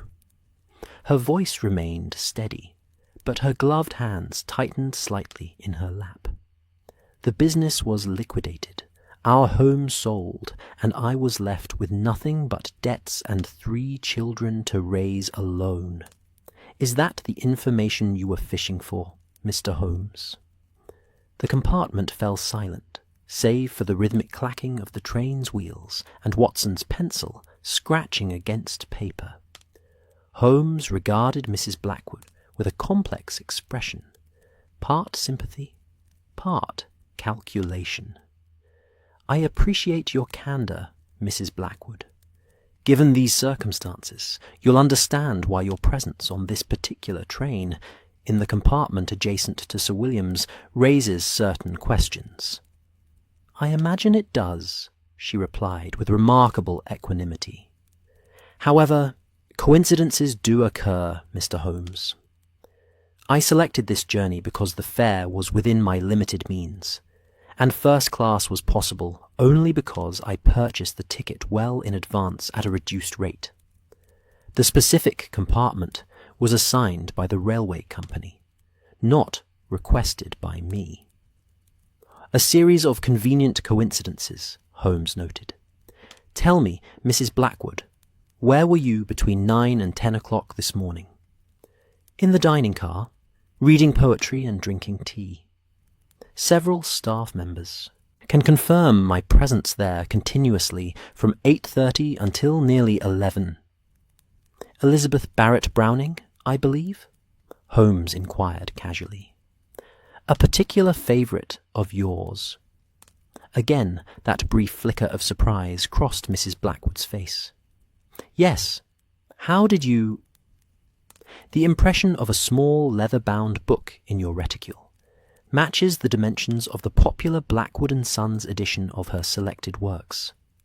The visible edge is worn in a pattern consistent with frequent reference to certain pages. The Cry of the Children, perhaps? A poem concerning the exploitation of the working classes by industrial and financial interests. For the first time, Mrs. Blackwood smiled, a small, tight expression devoid of humour. Your powers of observation are indeed remarkable, Mr. Holmes. Yes, that particular poem has resonated with me since my change in circumstances. No doubt, Holmes murmured. Mrs. Blackwood, Are you familiar with the properties of potassium cyanide? The question, delivered without preamble, hung in the air like a thunderclap. Watson looked up sharply from his notes, and Inspector Collins shifted uncomfortably in his seat. Mrs. Blackwood, however, showed no reaction beyond a slight narrowing of her eyes. I am not a chemist, Mr. Holmes. My education, while better than average for a woman of my generation, did not extend to poisons. Curious, then, that a small quantity was discovered in your travelling case during the routine search of first-class luggage conducted after Sir William's death. Holmes watched her intently as he delivered this fabrication. Mrs. Blackwood's expression remained perfectly composed. No such substance would have been found in my possession, Mr. Holmes, because none exists there. I presume this is a rather transparent attempt to provoke a reaction. Her tone conveyed polite disappointment rather than alarm. Holmes's lips quivered in the ghost of a smile. You're quite right, of course. No poison was found. I merely wish to observe your response to a false accusation. Most innocent people react with outrage or fear. You displayed neither. I've endured far worse accusations than a detective's theoretical exercise, Mr. Holmes. Her voice carried the weight of long experience with adversity. After one has lost everything, false allegations hold little terror. The train whistle sounded as they approached a crossing, its mournful note punctuating the tense atmosphere within the dining car. Beyond the windows, the first faint lightening of the eastern sky suggested dawn was not far off. They had been travelling through the night, the investigation proceeding as the train made its delayed journey northward. Let us speak plainly, Mrs. Blackwood, Holmes said, leaning forward. You had the motive to wish Sir William harm. You were present on this train, in proximity to him, with potential opportunity to interfere with his breakfast. Yet, you have alibis for the critical time periods, and nothing concrete connects you to the act itself. He steepled his fingers beneath his chin. A most intriguing puzzle. Perhaps the solution is simpler than you imagine, Mr. Holmes, she replied evenly. Perhaps Sir William, having ruined countless lives through his business practices, finally encountered someone whose desperation exceeded their fear of consequences. A hypothetical observation? Entirely. Mrs. Blackwood folded her hands in her lap. Is there anything else you wish to know, Mr. Holmes? The hour grows late, and I find myself rather exhausted by the day's events. Holmes studied her for a long moment before responding. Just one thing, Mrs. Blackwood. The initials E.B. They would be your late husband's, I presume? Edward Blackwood. Again, that barely perceptible tightening around her eyes. Yes. Why do you ask? Holmes reached into his pocket and withdrew the cufflink found in Sir William's compartment, placing it on the table between them. This was discovered near Sir William's body. The monogram seems rather specific.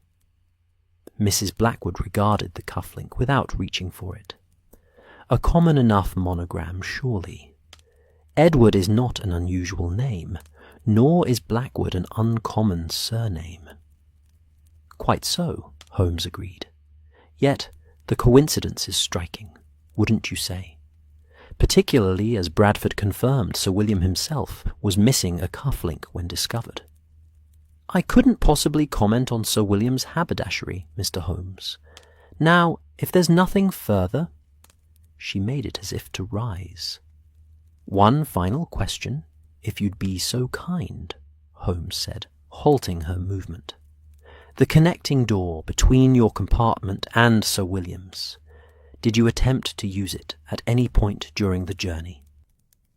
Mrs. Blackwood settled back into her seat with the patience of someone long accustomed to waiting.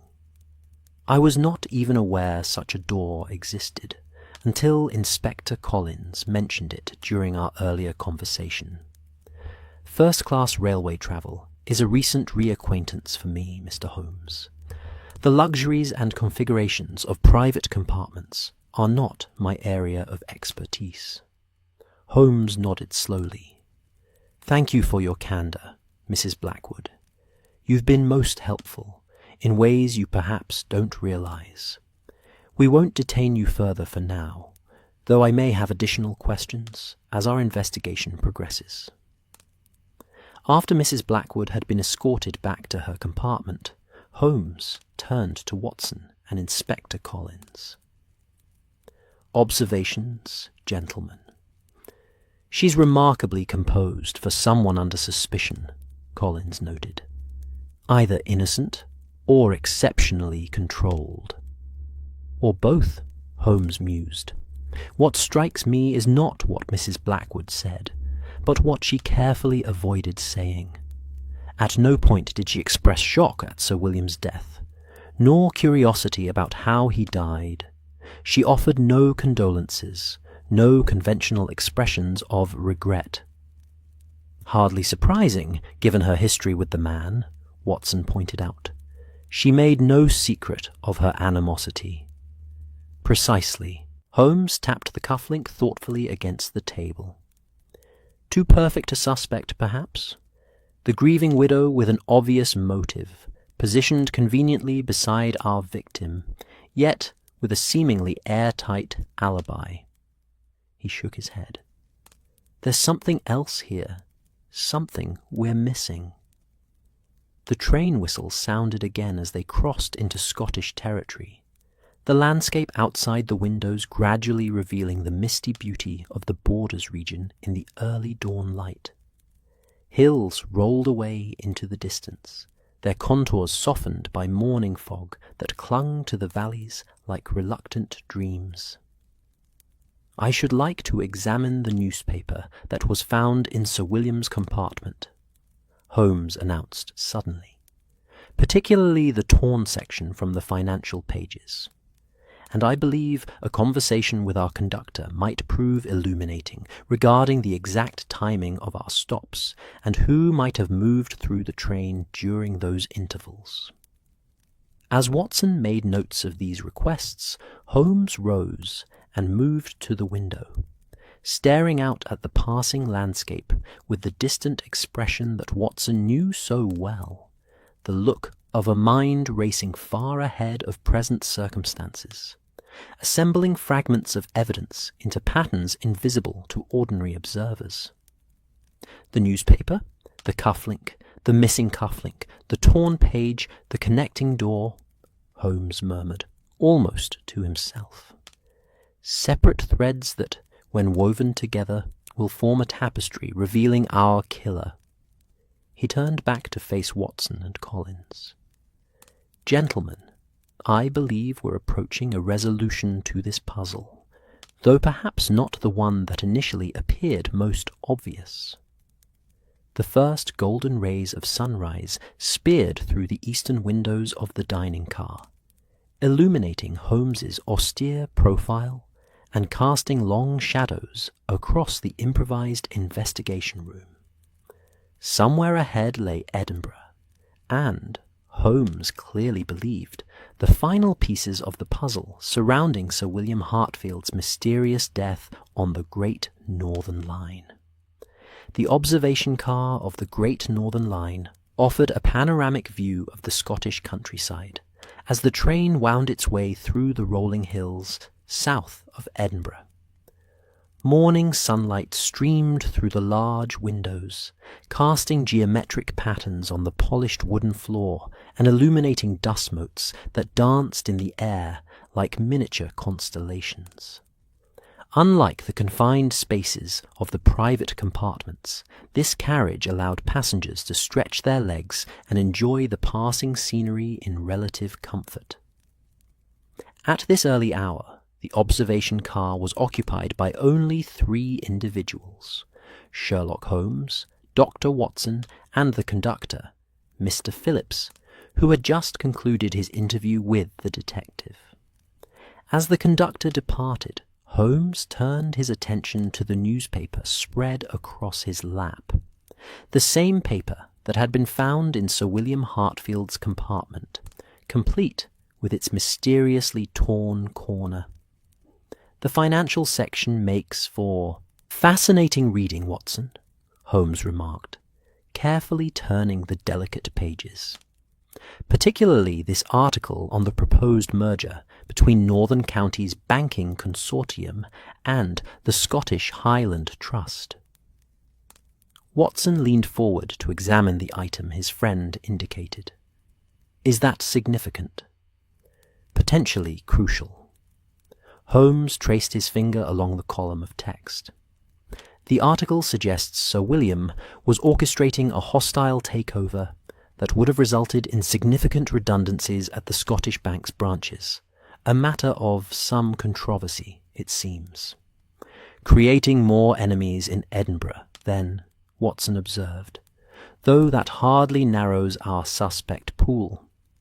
True, but observe the torn section. Holmes indicated the ragged edge where a corner had been removed.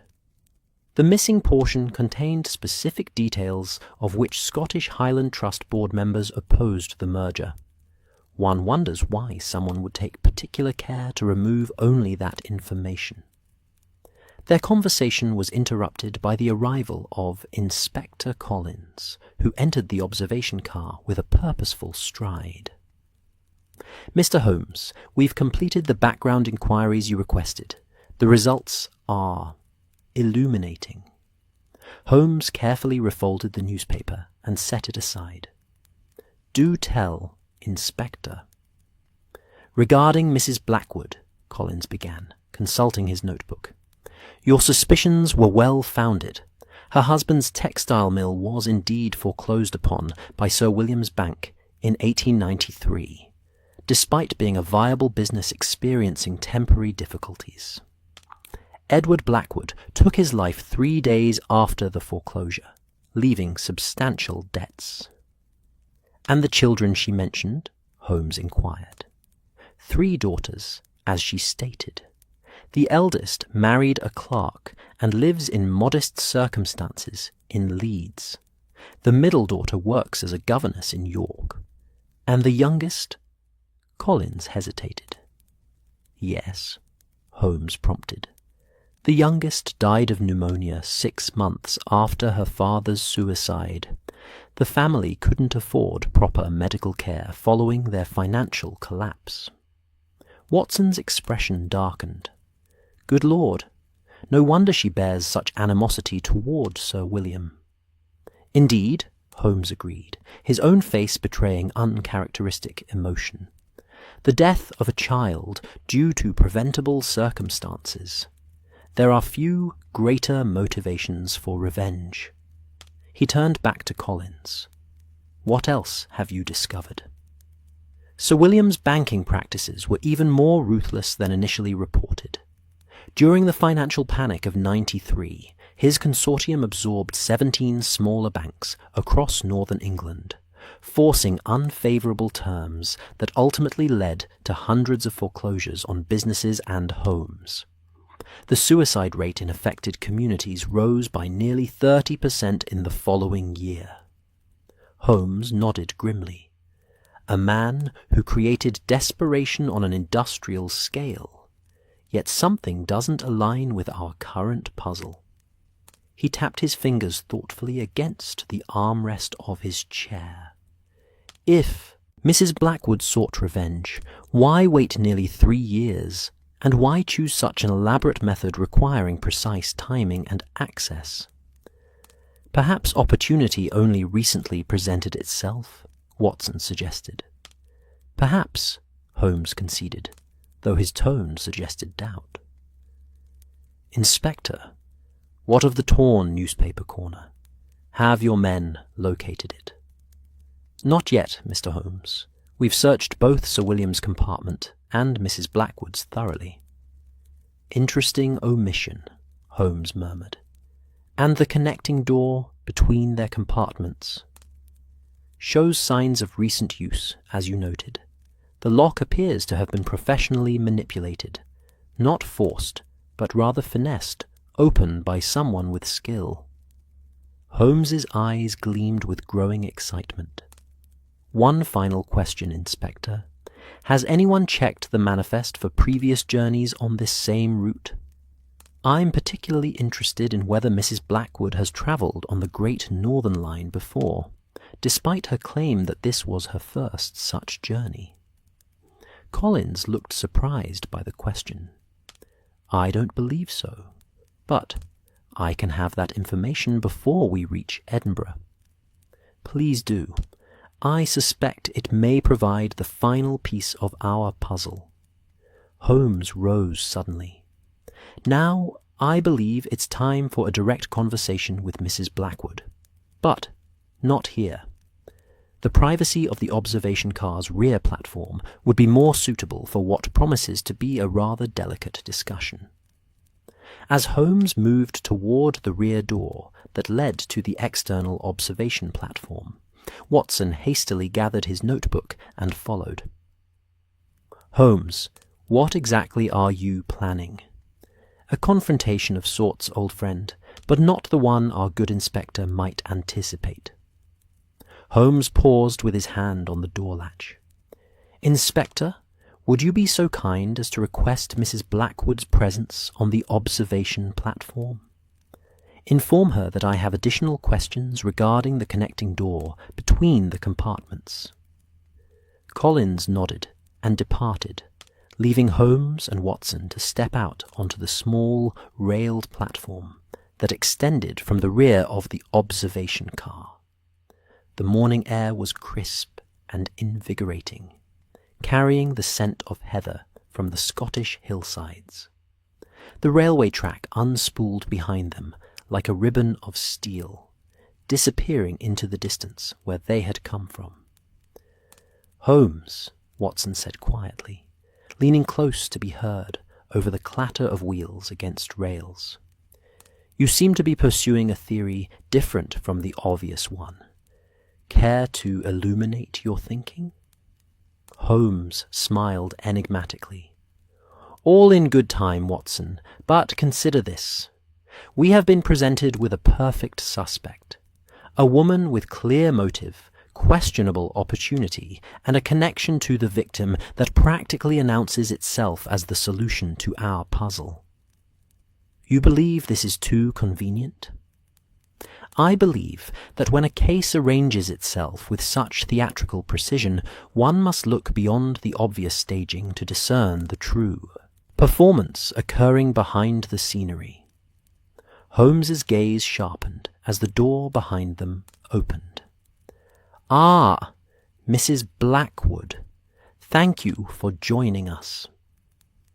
Eleanor Blackwood stepped onto the platform with cautious dignity, her widow's weeds whipping slightly in the breeze created by the train's passage. She had added a black shawl against the morning chill, the fringe dancing around her like agitated shadows. Mr. Holmes, she acknowledged with a slight nod.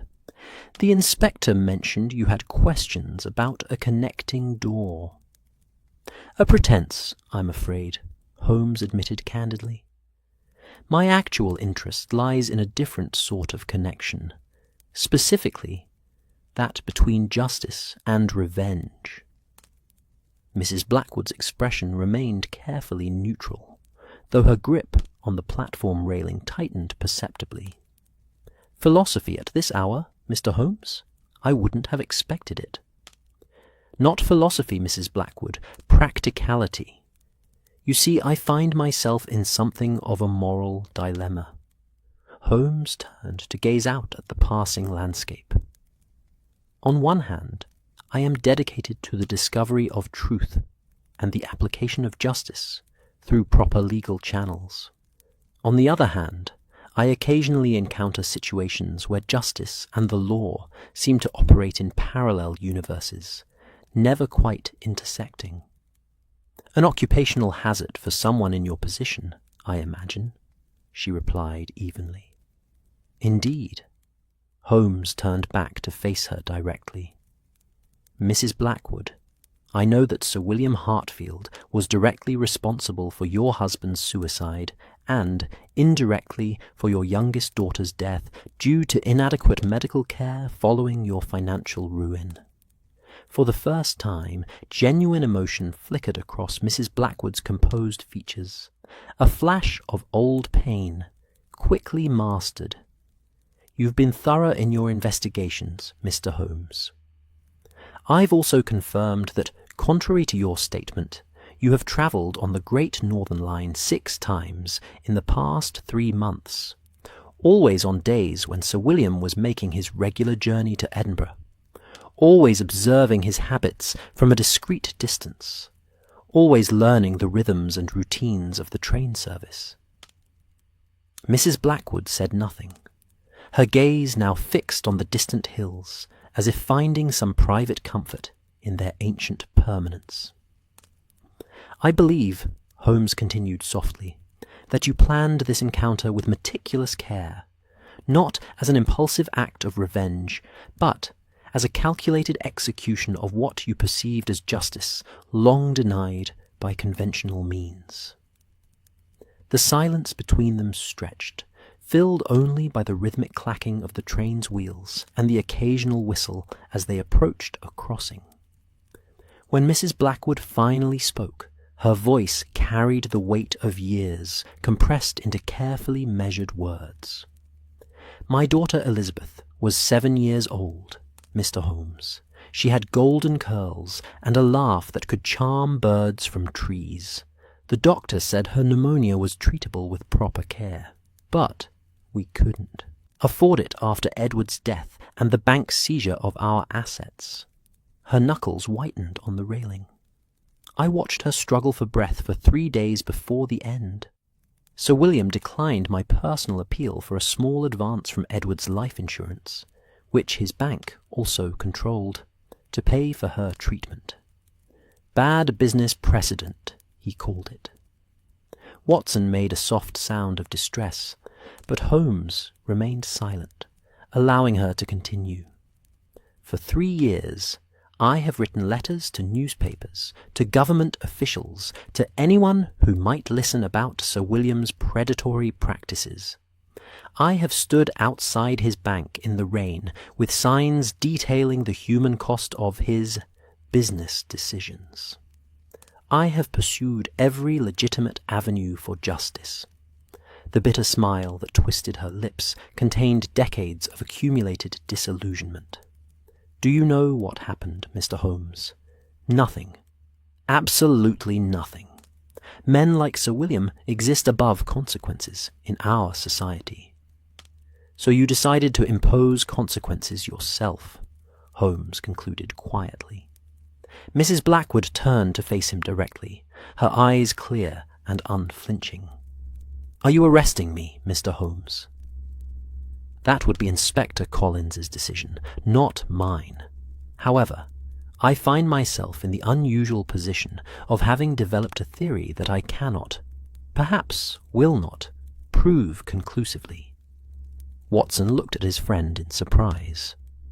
Holmes, the detective continued, as if he hadn't heard the interruption. You see, Mrs. Blackwood, while you had ample motive, the actual execution presents certain inconsistencies. The poison was almost certainly administered through Sir William's tea, yet you were confirmed to be in the dining car during the critical period when he consumed his breakfast. The connecting door shows signs of manipulation, yet there's no evidence you possessed the skills to unlock it so deftly. Perhaps I had an accomplice, she suggested, her tone almost conversational. Perhaps, Holmes conceded. Yet, my investigations reveal no such connection. Your movements for the past several months have been solitary and focused solely on Sir William's activities. The train began to slow as it approached the outskirts of Edinburgh, the countryside gradually giving way to scattered buildings and the occasional factory chimney. Mrs. Blackwood watched the transformation with distant eyes. There's also the matter of the missing newspaper corner and the curious exchange of cufflinks, Holmes continued. Sir William was missing one of his falcon crest cufflinks when found, while a cufflink bearing the initials EB was discovered near his body. Your husband's initials, Edward Blackwood. Yet you made no attempt to retrieve this rather obvious connection to yourself. An oversight, perhaps, she murmured. I think not. You strike me as a woman who leaves nothing to chance, Mrs. Blackwood, which leads me to a rather extraordinary conclusion. Holmes leaned closer, lowering his voice further. You wanted to be suspected. You deliberately created a trail pointing to yourself, but one that ultimately could not be proven beyond reasonable doubt. Something shifted in Mrs. Blackwood's expression, a subtle softening around the eyes that might have been relief or acknowledgement. An interesting theory, Mr. Holmes, and what purpose would such an elaborate charade serve? To draw attention to Sir William's crimes through your own persecution? Holmes replied promptly. A public trial, even one that ultimately failed to convict you, would force testimony about his banking practices, his role in your husband's suicide, your daughter's death. The newspapers would report every detail. Sir William's reputation would be destroyed, even if yours was as well. A sacrifice you were prepared to make. Mrs. Blackwood's silence was confirmation enough. But here's where your plan contained a fatal flaw, Holmes continued. You created such a perfect trail of evidence pointing to yourself that it became suspicious in its very perfection. No killer leaves such obvious connections to themselves unless they wish to be caught, or unless they aren't the actual killer. The train whistle sounded again, longer this time, announcing their imminent arrival at Edinburgh Waverley Station. In the distance, the magnificent outline of the castle on its rocky promontory emerged from the morning mist, a symbol of Scotland's enduring resistance to outside control. If I am not the killer, Mr. Holmes, then who is? Mrs. Blackwood asked, her voice barely audible above the train's decreasing rumble. Holmes smiled faintly. The cufflink bearing the initials EB does indeed stand for Edward Blackwood, but not your husband. Rather, it belongs to Edward Blackwood, Jr., your son, who does not appear in any of the official records Inspector Collins consulted, because he was born out of wedlock before your marriage, and raised under a different name by relatives in Newcastle. Mrs. Blackwood's sharp intake of breath was the first genuine reaction Holmes had elicited from her. How could you possibly? The torn newspaper corner, Holmes explained. It contained not only information about the Scottish Highland Trust board members, but also a small announcement regarding staff changes at the Newcastle branch of Northern Counties Banking Consortium, including the promotion of one Edward Barrett to senior clerk. Barrett being your maiden name, if I'm not mistaken. You are formidable, Mr. Holmes. For the first time, real emotion coloured Mrs. Blackwood's voice, a mixture of fear and admiration. Your son obtained a position at Sir William's Bank under his mother's maiden name, worked his way into a position of trust, and bided his time. The monthly trips you took on the Great Northern Line weren't to study Sir William's habits, but to meet briefly with your son and plan this revenge together.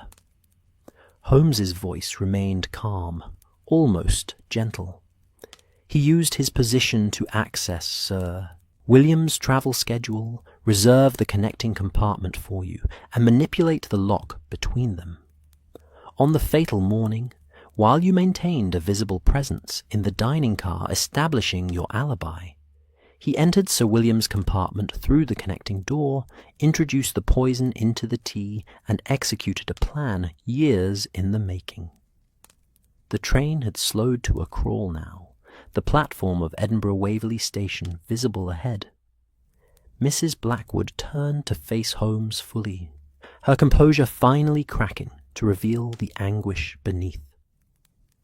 My son was 14 when his stepfather, the only father he really knew, took his life because of Sir William's cruelty. He was 15 when he watched his half-sister die gasping for breath. He swore on her grave that he would make Sir William pay some day. Tears glistened in her eyes, but did not fall. "What will you do with this theory of yours, Mr. Holmes?" Holmes considered her for a long moment, his grey eyes unreadable. "Theories require evidence, Mrs. Blackwood, and sometimes evidence proves elusive, particularly when a detective might find himself sympathizing with motives, if not methods." Watson cleared his throat. "Holmes, surely you're not suggesting—" "I'm suggesting nothing, Watson," Holmes interrupted smoothly. "Merely observing that justice occasionally wears disguises that the law fails to recognize." He turned back to Mrs. Blackwood. "Your son is currently employed at the Newcastle branch, I believe."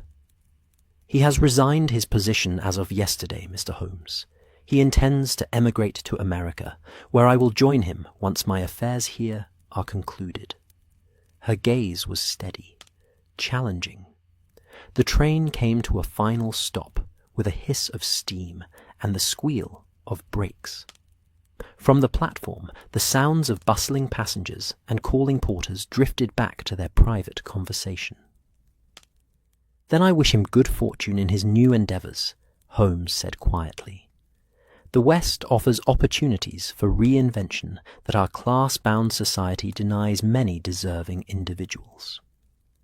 Relief washed across Mrs. Blackwood's features, quickly contained behind her practiced mask of dignity. "Thank you, Mr. Holmes." "Don't thank me yet, Mrs. Blackwood. Inspector Collins will still have questions, many questions, and the investigation will continue. I merely observe that without certain key pieces of evidence that seem to have been misplaced in the confusion—" Holmes patted his pocket, where the cufflink now resided. "Conclusive proof may remain elusive." As they prepared to disembark, Holmes added almost casually, "I would suggest a departure sooner rather than later. Justice and law may sometimes diverge, but they have a habit of eventually finding their way back to parallel paths." Mrs. Blackwood nodded once, a gesture containing both acknowledgment and farewell, before turning to rejoin the other passengers, now filing toward the exits.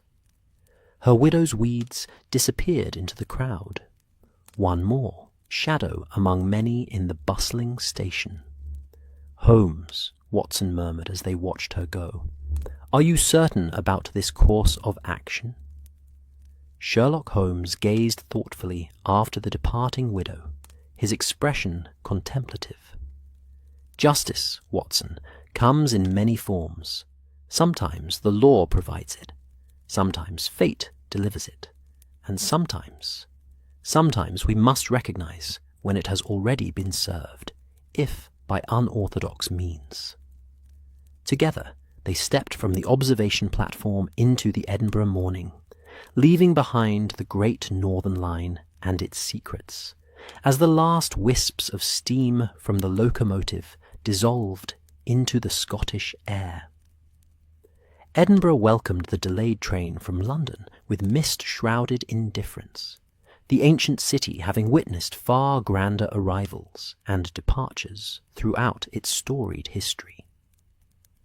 Waverley Station bustled with early morning activity as porters, passengers, and railway officials moved through their choreographed routines of arrival and departure. The Gothic spires of the Scott Monument pierced the lifting fog, visible just beyond the station's glass ceiling, a reminder of the city's romantic literary heritage that seemed oddly appropriate for the conclusion of this particular journey. The Great Northern Line's first-class passengers disembarked with the weary relief of travellers whose journey had been unexpectedly prolonged by extraordinary circumstances. Among them, Mrs. Eleanor Blackwood moved with quiet purpose, her widow's weeds making her easy to track through the crowd. From their position near the station master's office, Sherlock Holmes and Dr. Watson observed her progress toward the exit. "She's heading for the North Bridge," Holmes noted, "likely to secure lodging in the old town before making arrangements for her onward journey." Watson shifted uncomfortably, his medical bag clutched in one hand. "Holmes, I confess I remain troubled by our course of action. Should we not share your deductions regarding the son with Inspector Collins?" Holmes's penetrating gaze followed Mrs. Blackwood until she disappeared into the crowd. "I have shared a theory with the Inspector, Watson, one that focuses on the widow's solitary plan for revenge, executed through her careful study of Sir William's habits over multiple journeys. The evidence supporting this theory is circumstantial, but compelling." "And the evidence suggesting her son's involvement?" "Rests primarily in my pocket," Holmes replied, patting his jacket where the cufflink remained concealed. "Without this link to Edward Barrett, the case against Mrs. Blackwood herself remains tenuous at best, suggestive, but not conclusive." Inspector Collins approached them, looking haggard after the long night of investigation. The constabulary had established a temporary headquarters in an unused station office, where Sir William's body had been transferred, awaiting formal transport to the police morgue. "Mr. Holmes, Dr. Watson," the inspector greeted them. "The Procurator Fiscal's representative has arrived to take formal statements. I've explained your involvement and assistance in the investigation. They're particularly eager to hear your conclusions." Holmes nodded. "Of course, though I should warn you that my conclusions may disappoint those hoping for immediate arrest and prosecution." Collins raised an eyebrow. "Oh, you seemed quite focused on the Blackwood woman earlier." "Focus and conclusion are distinct matters, Inspector. I've examined all available evidence and find it insufficient to recommend prosecution of any specific individual at this time." Holmes's expression revealed nothing of his inner thoughts. The case against Mrs. Blackwood, while suggestive, remains entirely circumstantial. The inspector's face fell. Surely the motive, the connecting door, her presence on the train, constitute interesting correlations but not causation, Holmes interrupted smoothly. Her alibi for the critical period is supported by multiple witnesses. The poison could have been administered by anyone with access to Sir William's breakfast before its delivery. The connecting door shows signs of manipulation, yes, but no evidence links that specifically to Mrs. Blackwood. "The cufflink with her husband's initials?" Collins pressed. "A curious coincidence, certainly, but initials are hardly unique identifiers, and the placement strikes me as almost deliberately obvious, as if someone wished to create a false trail." Holmes delivered this observation with such conviction that even Watson, knowing the truth, almost believed it. Collins sighed heavily. "The Edinburgh authorities won't be pleased. Sir William had powerful connections." "Justice serves truth, not political convenience," Holmes replied firmly. "I suggest focusing investigative resources on Sir William's business rivals and disgruntled former clients. The list is extensive, as your own research has shown. The killer may yet be identified through patient, methodical police work." The inspector seemed about to object further when a uniformed constable approached with an urgent message. Collins read the note, his expression darkening. "It seems our witness interviews must be expedited. The Fiscal's office has received inquiries from the Home Secretary himself regarding this case. Sir William's London associates have already telegraphed their concerns about the handling of the investigation." He pocketed the note with obvious frustration. "Politics and justice make uncomfortable bedfellows, Mr. Holmes. A reality I observe regularly, Inspector, though I need not embrace it." Holmes gestured toward the station office. "Shall we proceed with the formalities? Watson and I have a midday train to catch if we're to return to London by evening."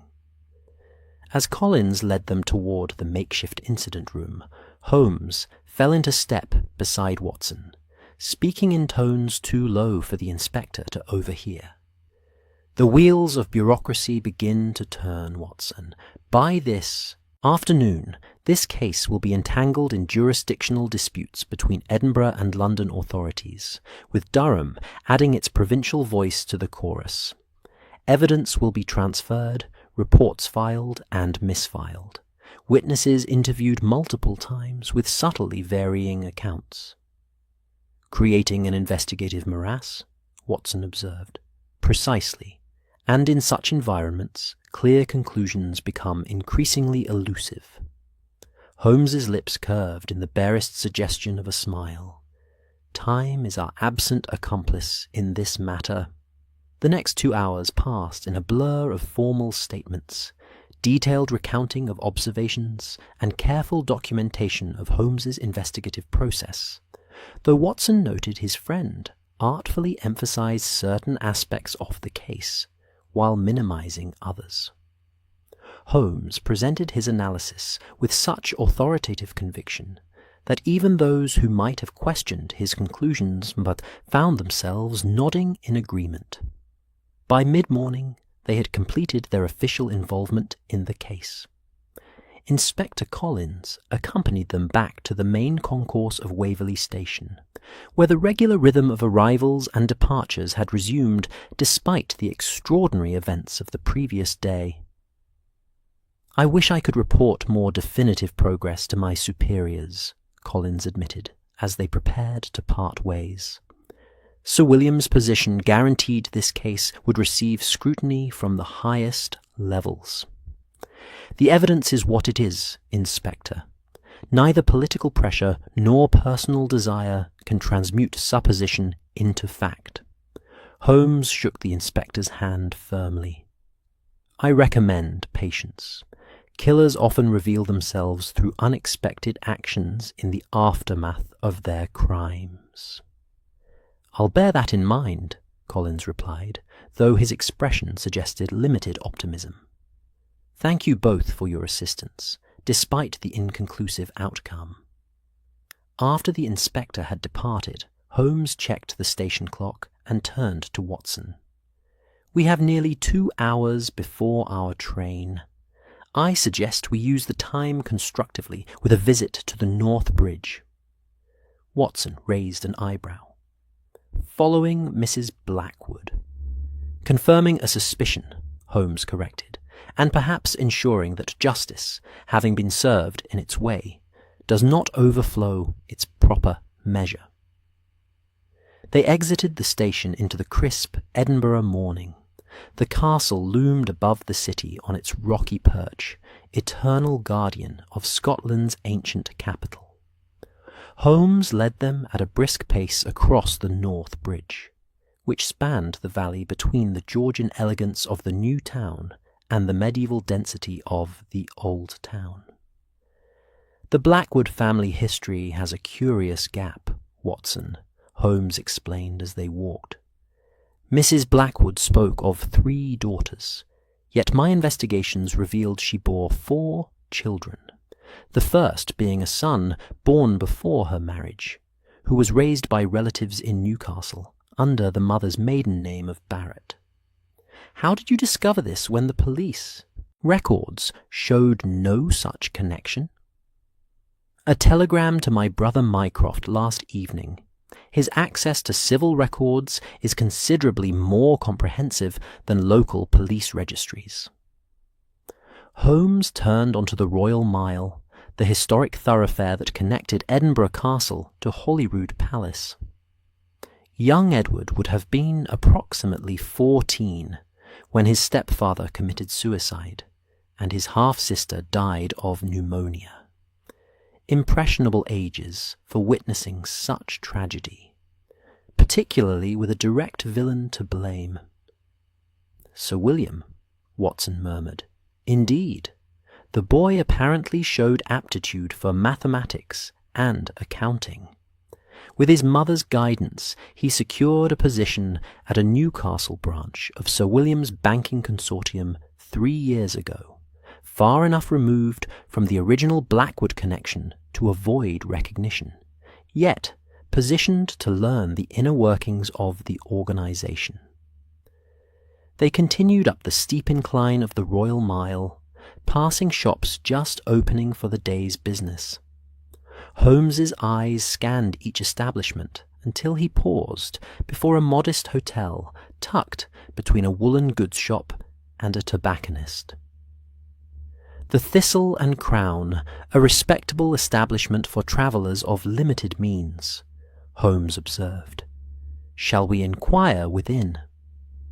The hotel's small lobby featured dark wood panelling and threadbare carpets that had once been luxurious. Behind the reception desk, an elderly gentleman with spectacles perched on the end of his nose looked up from his ledger as they entered. "Good morning, gentlemen. Seeking accommodations."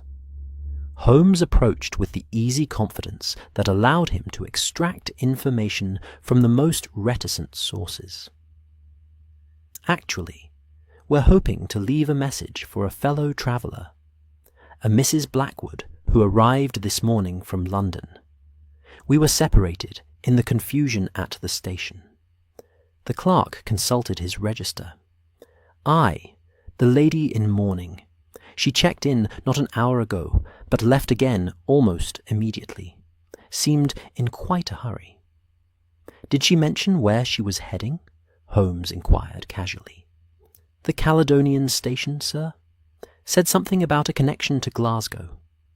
Holmes thanked the clerk and left a generous gratuity that ensured the man would forget their inquiry as soon as they departed.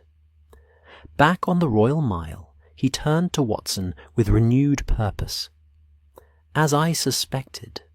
She's not waiting for the investigation to conclude, but making her escape via an alternate route. The Glasgow connection likely means a steamship to America from the Clyde. Should we alert Inspector Collins?" Holmes considered this briefly before shaking his head. "I believe we've discharged our official obligations in this matter, Watson. What remains is a question of moral rather than legal judgment." They made their way back down the Royal Mile toward Princes Street, where horse-drawn omnibuses and cabs created a constant flow of traffic beneath the imposing shadow of the castle. "I find myself in the unusual position of sympathizing with a murderer, Holmes," Watson admitted as they walked. "Or at least with the circumstances that led to the crime. The law rarely accounts for the gradations of human suffering that precede desperate actions," Holmes replied thoughtfully. "Sir William operated within legal boundaries while destroying countless lives through financially predatory practices. His victims sought redress through proper channels and found none available. When systems of justice fail repeatedly, some will inevitably seek alternatives outside those systems." They hired a cab to take them to the Caledonian Station, located at the opposite end of Princes Street from Waverley. The journey provided views of Edinburgh's remarkable architecture, the elegant Georgian symmetry of the new town contrasting with the organic medieval growth of the old town, a physical manifestation of the dual nature of justice itself, the ordered ideal versus the messy reality. The Caledonian station served Scotland's western routes, including regular service to Glasgow and its port facilities. Holmes and Watson arrived to find the midday train to Glasgow preparing for departure, passengers crowding the platform as porters loaded luggage and mail into the rear carriages. "There," Holmes said quietly, indicating a solitary figure in black, standing apart from the main crowd. Mrs. Blackwood had exchanged her full widow's weeds for a more practical travelling costume, though still in mourning colours. She carried a single valise and appeared to be watching for someone among the arriving passengers. "Shall we approach her?" Watson asked. "Not yet. I suspect we're about to witness a reunion." As if summoned by Holmes's prediction, a young man emerged from the station entrance, moving quickly through the crowd toward Mrs. Blackwood. In his mid-twenties, he bore a striking resemblance to the woman, the same determined jaw and direct gaze, though his build suggested his absent father. He carried a large travelling trunk with apparent ease. "Edward Barrett, I presume," Watson murmured. "He looks like a bank clerk." "Appearances are often cultivated to serve one's purposes," Holmes observed. "Note the hands, stronger than a clerk's would typically be, with calluses suggesting mechanical aptitude. Skills useful for manipulating locks, perhaps." They watched as mother and son embraced briefly before turning toward the Glasgow train, where a porter approached to take their luggage. The familial resemblance was unmistakable now that they stood together, though few would connect the bank clerk from Newcastle with the widow from Manchester without prior knowledge of their relationship. "What now, Holmes?" Watson asked quietly. "Do we confront them? Alert the authorities?" Holmes studied the pair thoughtfully. "I think not, old friend. A confrontation serves no practical purpose at this juncture. The evidence remains circumstantial, and the broader interests of justice have been served, albeit through irregular channels. Sir William's death goes unpunished, then? Unpunished by the law, perhaps. But consider the symmetry of the situation, Watson. Sir William used his position and knowledge of financial systems to destroy lives while remaining technically within legal boundaries. The Blackwoods, or Barretts, if you prefer, used their understanding of those same systems to exact a form of retribution that may similarly escape legal consequence. Holmes's expression revealed rare empathy. There is a certain poetic justice in the outcome. They watched as mother and son boarded the Glasgow train, disappearing into a second-class carriage near the middle of the formation. Steam billowed from beneath the locomotive as it prepared for departure. "I suspect America will offer them the fresh start they seek," Holmes mused. "A country with fewer rigid class distinctions and greater opportunities for reinvention. Edward Barrett's accounting skills will be valuable in the growing industrial centers of Chicago or Philadelphia. And Mrs. Blackwood will find peace, perhaps, knowing that her husband and daughter's deaths have been answered. Not healing, some wounds never truly heal, but the cold comfort of completed accounts." Holmes turned away as the train's whistle sounded. "Come, Watson, we have our own journey to consider." They left the Caledonian station and hired another cab to return them to Waverley for their midday train to London. As they travelled, Edinburgh's remarkable skyline provided a dramatic backdrop to Holmes's contemplative silence. "You know, Holmes," Watson said finally, "I've chronicled dozens of your cases for public consumption, but I confess I'm uncertain how to approach this one. The moral ambiguities are considerable." Holmes smiled faintly. Perhaps this adventure might remain in your private records for now, Watson. Some stories benefit from the perspective that only time can provide. And what will you tell Lestrade when we return? He's sure to inquire about the famous banker's murder. The truth, as far as it serves justice, that the evidence was inconclusive, the suspects numerous, and the likelihood of a satisfactory resolution diminished by jurisdictional complications. Holmes gazed out at the passing city. The official investigation will continue for some time, generating paperwork, if not progress, until eventually more pressing matters demand police resources. Their cab arrived at Waverley Station with ample time before their scheduled departure. As they made their way to the London platform, Watson noticed Inspector Collins deep in conversation with several official-looking gentlemen near the ticket office. "The wheels of bureaucracy are turning already," Holmes observed. "Note the gentleman with the red folder, a representative from the Home Office sent to ensure the investigation receives proper attention, which translates to ensuring no politically embarrassing conclusions emerge. The truth about Sir William's banking practices might prove uncomfortable for his political allies," Watson noted. "Precisely why a definitive resolution to this case would have been inconvenient for many powerful interests. Our ambiguous findings serve multiple purposes: justice for the Blackwoods, discretion for the authorities, and a gentle warning to others who might follow Sir William's predatory path." They boarded their southbound train and settled into a first-class compartment, similar to the one where their investigation had begun the previous night. As the locomotive built up steam for departure, Holmes gazed thoughtfully out the window at Edinburgh Castle, still visible against the clearing sky. "You know, Watson, in my years of detective work, I have sometimes found that justice and law, while designed to be identical twins, occasionally grow apart.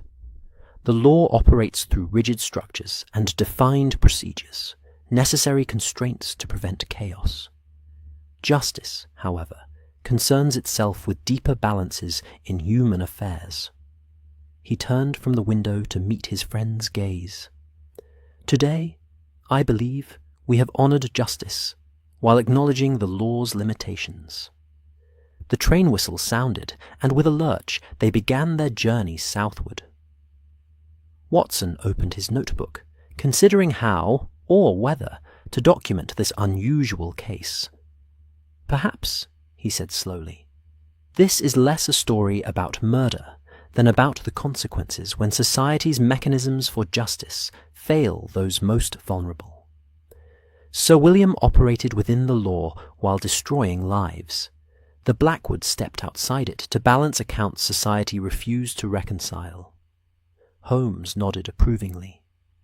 "A philosophical perspective worthy of consideration, my friend, though perhaps you might change the names should you ever decide to publish."